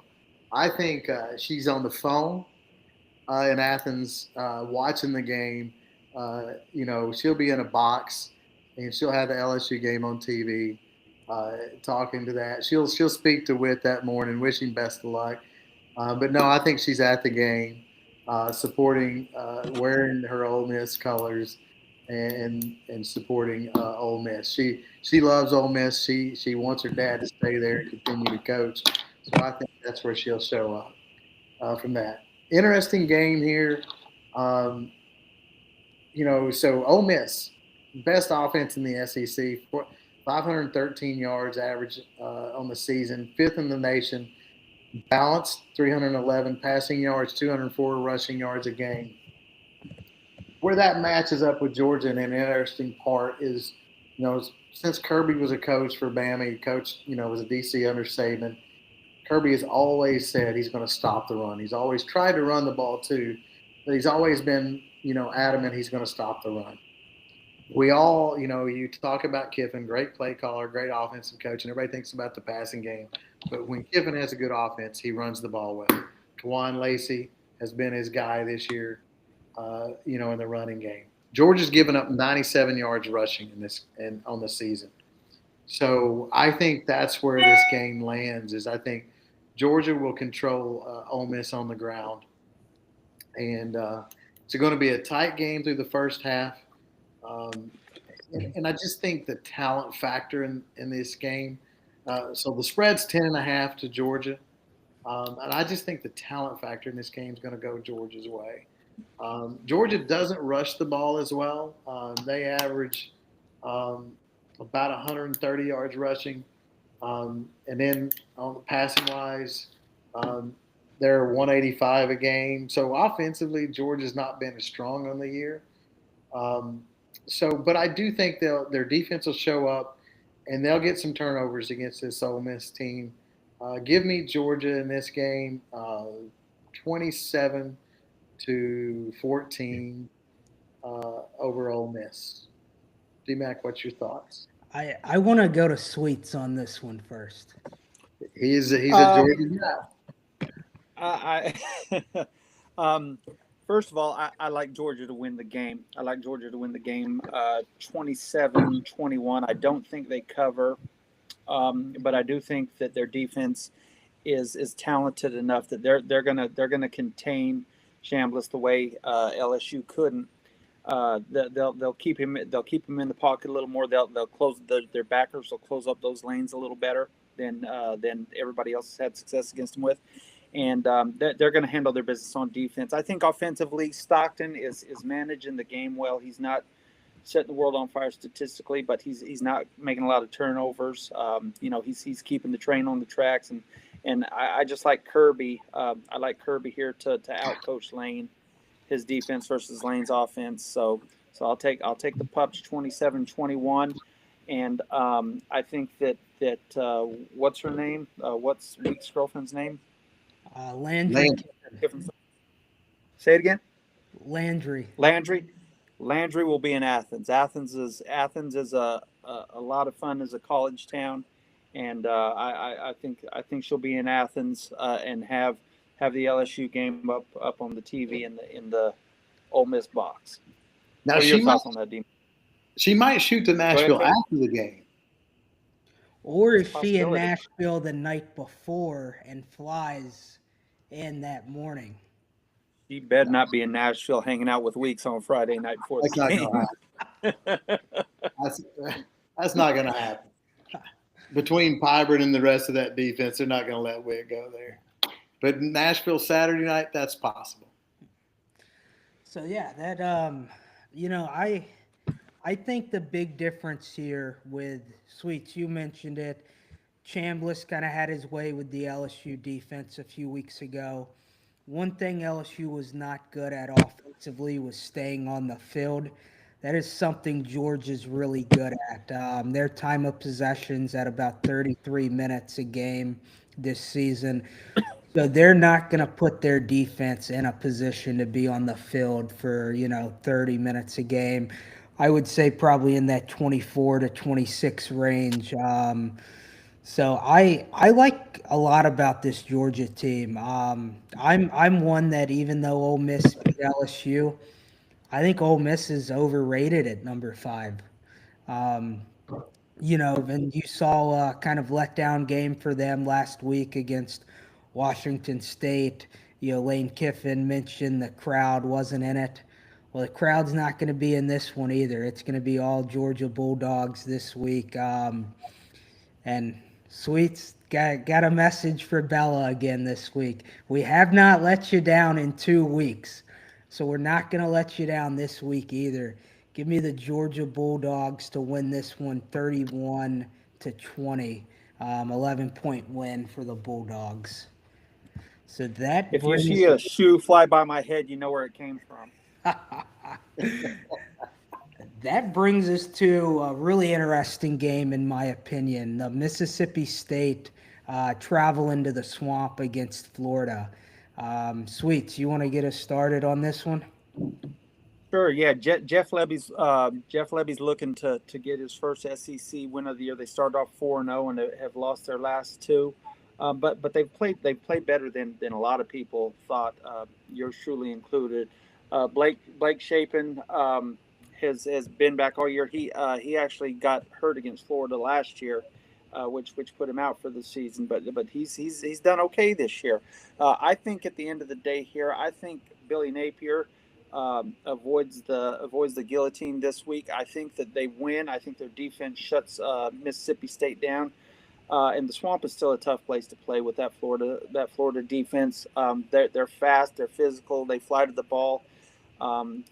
Florida, just the one thing I'm struggling with is just how bad DJ Lagway has looked, but he's kind of fallen into line with Nussmeier and Sellers and all the other quarterbacks that we had up at the top of the SEC at the beginning of the season. They're just not getting it done. I think this week, though, I think that Florida's defense carries the day. I don't see Mississippi State doing much. I'm going to take Florida 17, Mississippi State 13. Wow, what do you think there, Kev? Yeah, so, Florida's still Florida in the swamp. I don't think Florida's players have given up on Napier yet. So I think they'll fight hard in the swamp and try to, defend Napier and continue to compete for him. One of the things, too, when you look at Mississippi State, their passing defense is on the bottom part of that stuff. They're about middle of the pack in the league. So I think, and again, their rushing defense, same thing. They're about middle of the pack. Jaden Ball is going to be key in this game for Florida because they need some balance. Mississippi State gets up 184 a game rushing. So I think they're going to lean on Ball to get things going. And I think Florida's going to win a game. But Florida's defense is still good. Mississippi State struggled on the road against A&M, gave up a lot of sacks. This isn't a place you want to go on the road, and your offensive line struggle a little bit because Florida can get after the quarterback too, like they did with 6 sacks against Texas. So give me Florida 27-13 in this game as their defense holds Mississippi State down. So I'm going to go the other way on this one. I think this is Billy's last game as the Florida If they head. lose, it will be.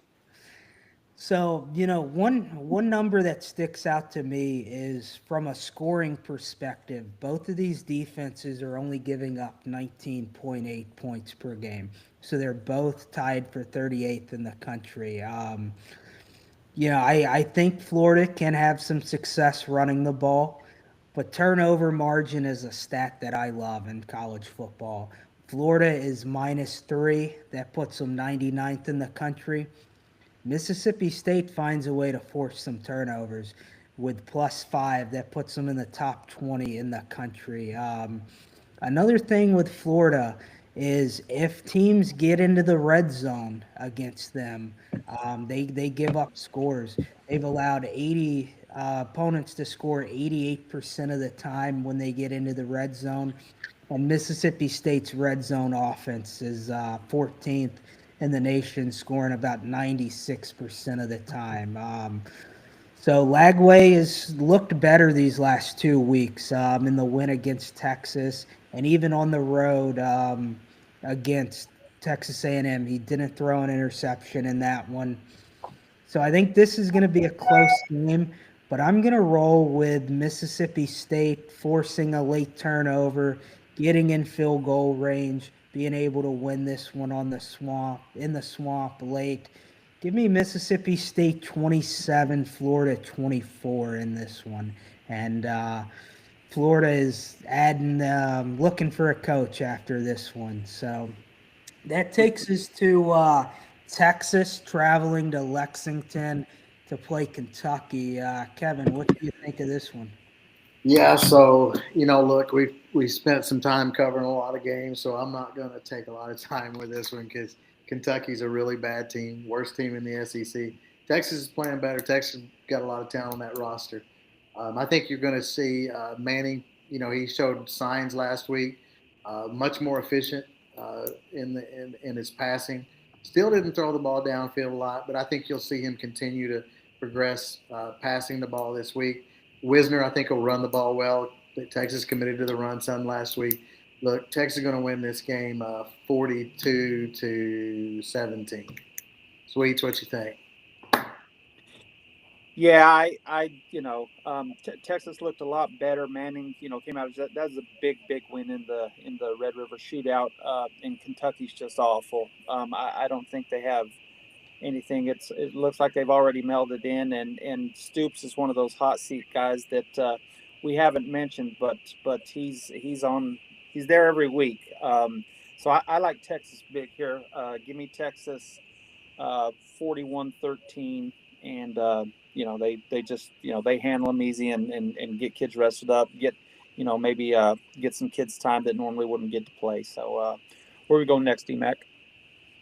Well, first, I'm going to go to my pick in this one. I can't believe there's no love for Cutter Boley here. He's completing 57% of his passes, guys. Come on. Yeah. Bro, I would take him if they had Calzada, but after they replaced Calzada, I'm out on it. I'm out. Not even 60% against that Texas defense? Nah. Take Cutter. Yeah. Look, when we all picked quarterbacks last week, we all had Kentucky combination at 16. So I know you're not believing in Cutter Boley either, okay? No, I'm rolling with Texas. They're +6 in the turnover margin, which puts them 8th in the country. I'm gonna go 38-0. They don't allow Kentucky to score on their home field. So that brings us to a big game. I know you'll love this one, Sweets. Tennessee at Alabama. Get us started on this one. That's the game of the week for me. I like this game better than Ole Miss Georgia. So I think this game boils down. I think the biggest matchup is Tennessee's explosive passing offense versus Alabama's secondary. This is the power play for both teams. If Heupel can have some success scheming to get Tennessee receivers loose, I think that they could go into Alabama and win the game. They've played well. Their one loss was the gift that they gave Georgia earlier this year. Alabama's looked a lot better. They've improved every week. But I'm going to go ahead and pick Tennessee in this one with a late field goal. I'm going to take Tennessee winning this game 20-17, and they're going to the Vol fans will try to rush the field at Bama, but get held off by Alabama's finest here. What are your thoughts on this game, Kev? Yeah, so look, this is going to be a great fun game to watch. The thing that concerns me if I was a Tennessee fan in this game, again, turnover margin, Bama leads the league at +9. Tennessee is +2 in that aspect. The things that would make me feel good if I was a Tennessee fan, Tennessee's third in the league in rushing, and again, Bama's defense does give up rushing yards, and that's been a consistent thing. Again, flip it one more time. Things that would concern me if I'm Tennessee. Tennessee's 15th in defense, and Alabama's moved the ball well passing. Your top two passers are in this game. Aguilera, 1,680 yards. 2 yards behind him is Simpson, 1,678. So that's to me where it balances out. I look at Tennessee, and all year you've been wondering, when is Jermon McCoy going to come back at cornerback and play in a game? And there's been no comment that he's going to play this game, so I don't expect him to. But, man, Tennessee really needs him in this game when you look at Bama and their receiver depth. That's the thing that cost them that Georgia game, was their cornerback play. And, man, Bama's just not the team that you want to have, cornerback play. At the end of the day, I think this is a tough game. Bama's pulled out a couple of close. I don't think Bama's the type of team that they were 10 years ago that they're just going to mow teams, down. High basement, high floor team. We said that at the beginning of the season. I think the difference in this game is going to come down to turnovers, and I trust Simpson more to protect the ball than I trust Aguilera. And that's not a knock on Aguilera because he's played really well. It's really more of a compliment to Simpson. He's just not turned the ball over. Bama's only had 2 turnovers all year. Those 2 are one Simpson interception on a 4th down and then a Simpson fumble last week when the Missouri player made a great play knocking the ball out. So with that, with the protection, the way that they protect the ball, and penalties, that's another thing people aren't talking about. Bama's really cleaned it up, averaging about 4 penalties a game, under 40 yards a game on penalties. They've been playing so clean on offense that's protecting the defense that is susceptible to giving up points. Give me Bama. I said a lot there to say, give me Bama 27-24, just much like this past weekend in a really close game that'll be interesting to watch. D-Mac, your thoughts? Yeah, Alabama's 4-2 against the spread this season. Tennessee's 3-3. You had Deshaun Bishop's scheduled to play for Tennessee this week after getting hurt late, so that's good news for them. On Alabama's side, on offense, Ty Simpson may be the best quarterback in the country right now. And in my mind, it's not even close at the moment. 1,700 yards, 16 touchdowns to 1 interception, which that interception was on a 4th down against Vandy. Vandy actually kind of did them a favor by picking it off a few weeks ago. Jam Miller's running the ball well now that he's back. Jeremy Bernard and Ryan Williams are 2 great wide receivers on that Alabama side.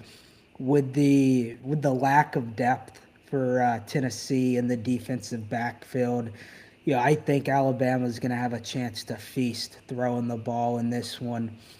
And back to my favorite stat in football, the turnover margin. Alabama is +9 this season in the turnover margin. So I think this is a game that Bama covers. I'm going to go, give me 38-24. Alabama's defense continues to move in the right direction. So Love the Crimson Tide in this one, as much as it pains me to say that. So that brings us to our last game of the night. Hey, before we go to that last game, we've mentioned a couple players here that we, from an availability standpoint, we need to mention. So Miller is in concussion protocol for Bama running back, and without him in the game, they've struggled running the ball. So your points about him, if he's there, he's really important to that offense. But there is things internally saying that he may not play um, due to being in a concussion protocol. And again, Le'Veon Moss, we mentioned him earlier. He could be out this Arkansas game too. So just a couple things there to consider. But go ahead now. What's our next game? Yeah, so that brings us to Missouri traveling to Auburn for a 6:45 Central Time game this week over in the Plains there.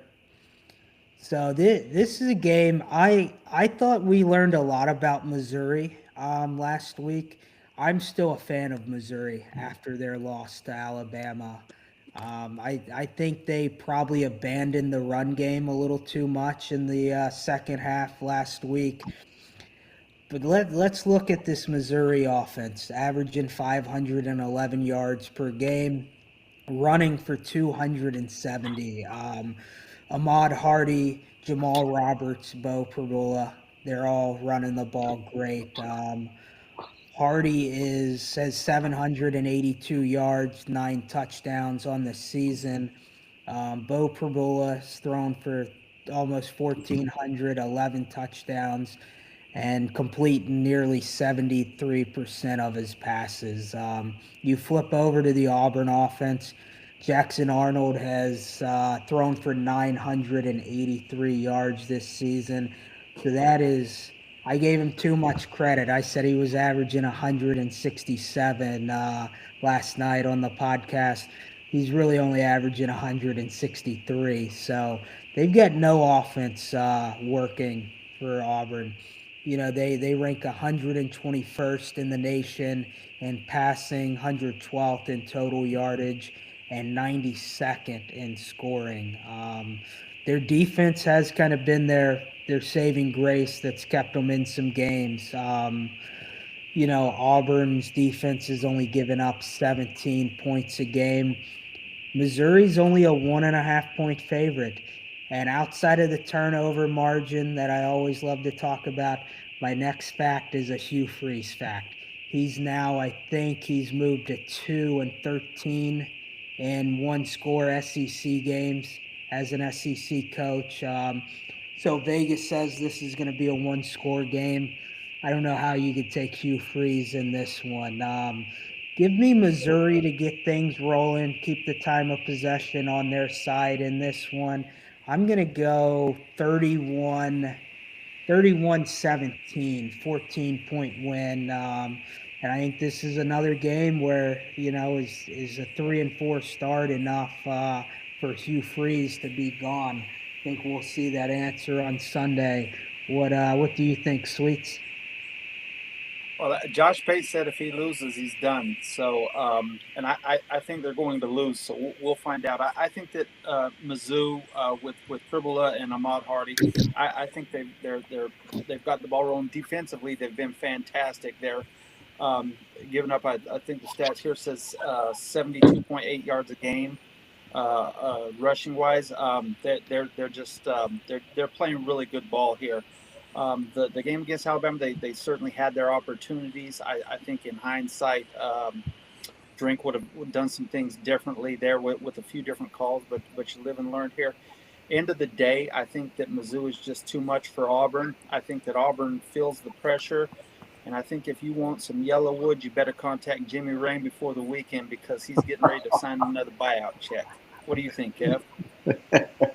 Oh, that's good stuff. Look, man, this is a game where if I'm looking at the pulse of both teams, you're talking complete opposite ends of the spectrum. I say that because I think Missouri is going to take last Saturday's game that they could have won, and they're going. I think Drinkowitz will really bring positive energy based on that and going into Auburn. And I totally agree with you, D-Mac, from the standpoint they got away from the running game more than they should have. 12 carries for Ahmad Hardy. They should be ashamed. He should get 16 to 20 every game. So I definitely think, and especially when they had the ball in the second half with a chance to take the lead, and they threw the ball. They went 3 and out, but they threw it on first down and third down. I think they would love to have that series back and give the ball to Hardy to get things started. I say all that, and then again, you go, man, Auburn could not be in a tougher spot.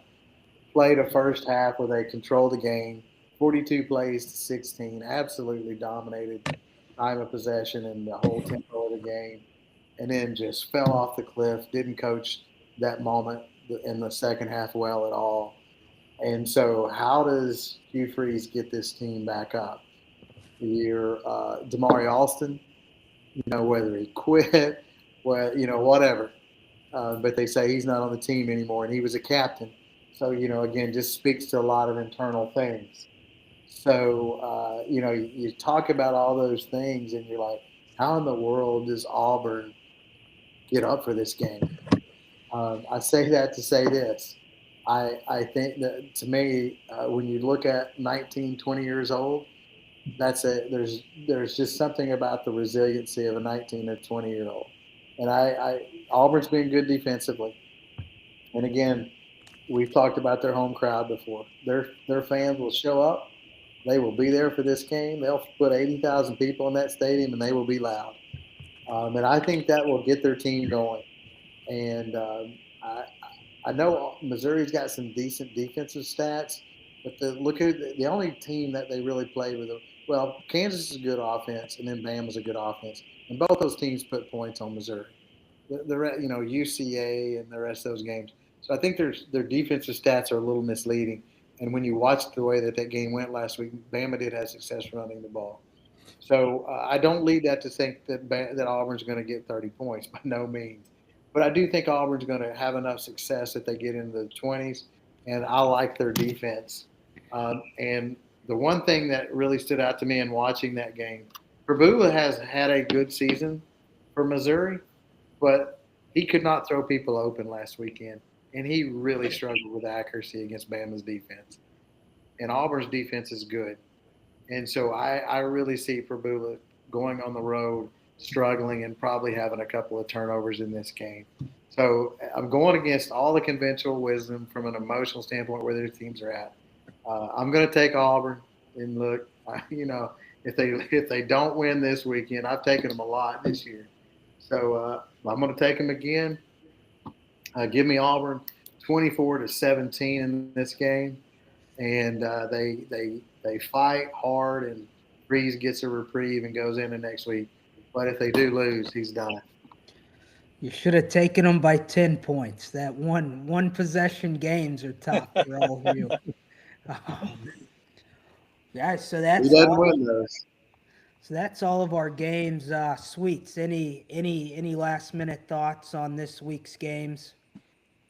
Lots of good football this weekend, guys. From BYU, I'll be out in Salt Lake this week. I won't be able to go to the game, but BYU Utah is going to be a great game.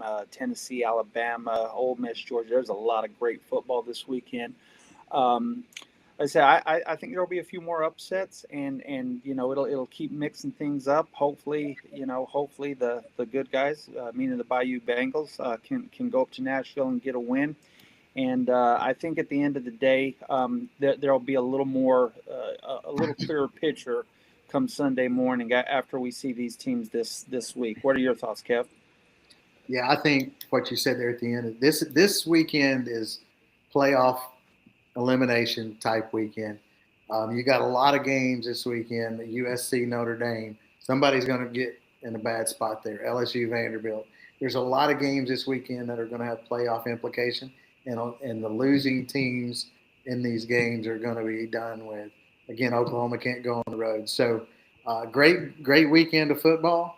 And if it's worth watching. And let's see when we recap next week on what teams are still fighting for those playoffs and what teams are not. Again, Tennessee, Alabama is another one.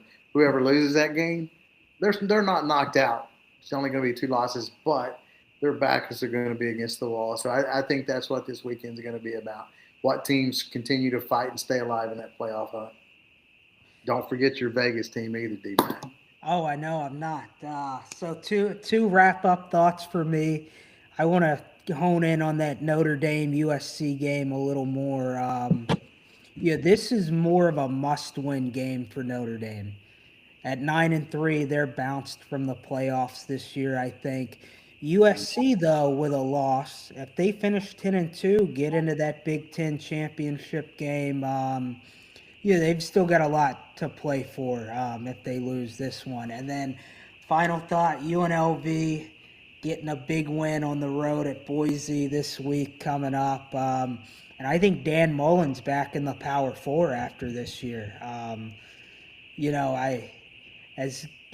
know Jeff Levy's job isn't in danger with the start he had, but if they would have been really bad this year, would have been pretty cool to get Dan Mullen back in Starkville, get those fans fired up. But maybe another Mississippi job opens up, and maybe he ends up somewhere in Mississippi. So don't count him out in Arkansas either. Yeah, I mean I think he's back in the SEC next year. He's a coach who would be on my list for sure. So that wraps us up this week. Everyone, thanks for tuning in, engaging in the comments section with us. Make sure you're liking, sharing, subscribing to all of our social medias. We will have another podcast on Thursday, giving our underdog and our favorite pick of the week, talking some high school football all the way from Louisiana to Georgia, and some final thoughts on the games this upcoming weekend. So thank you guys for listening to us, and we'll see you again soon. Yes, sir.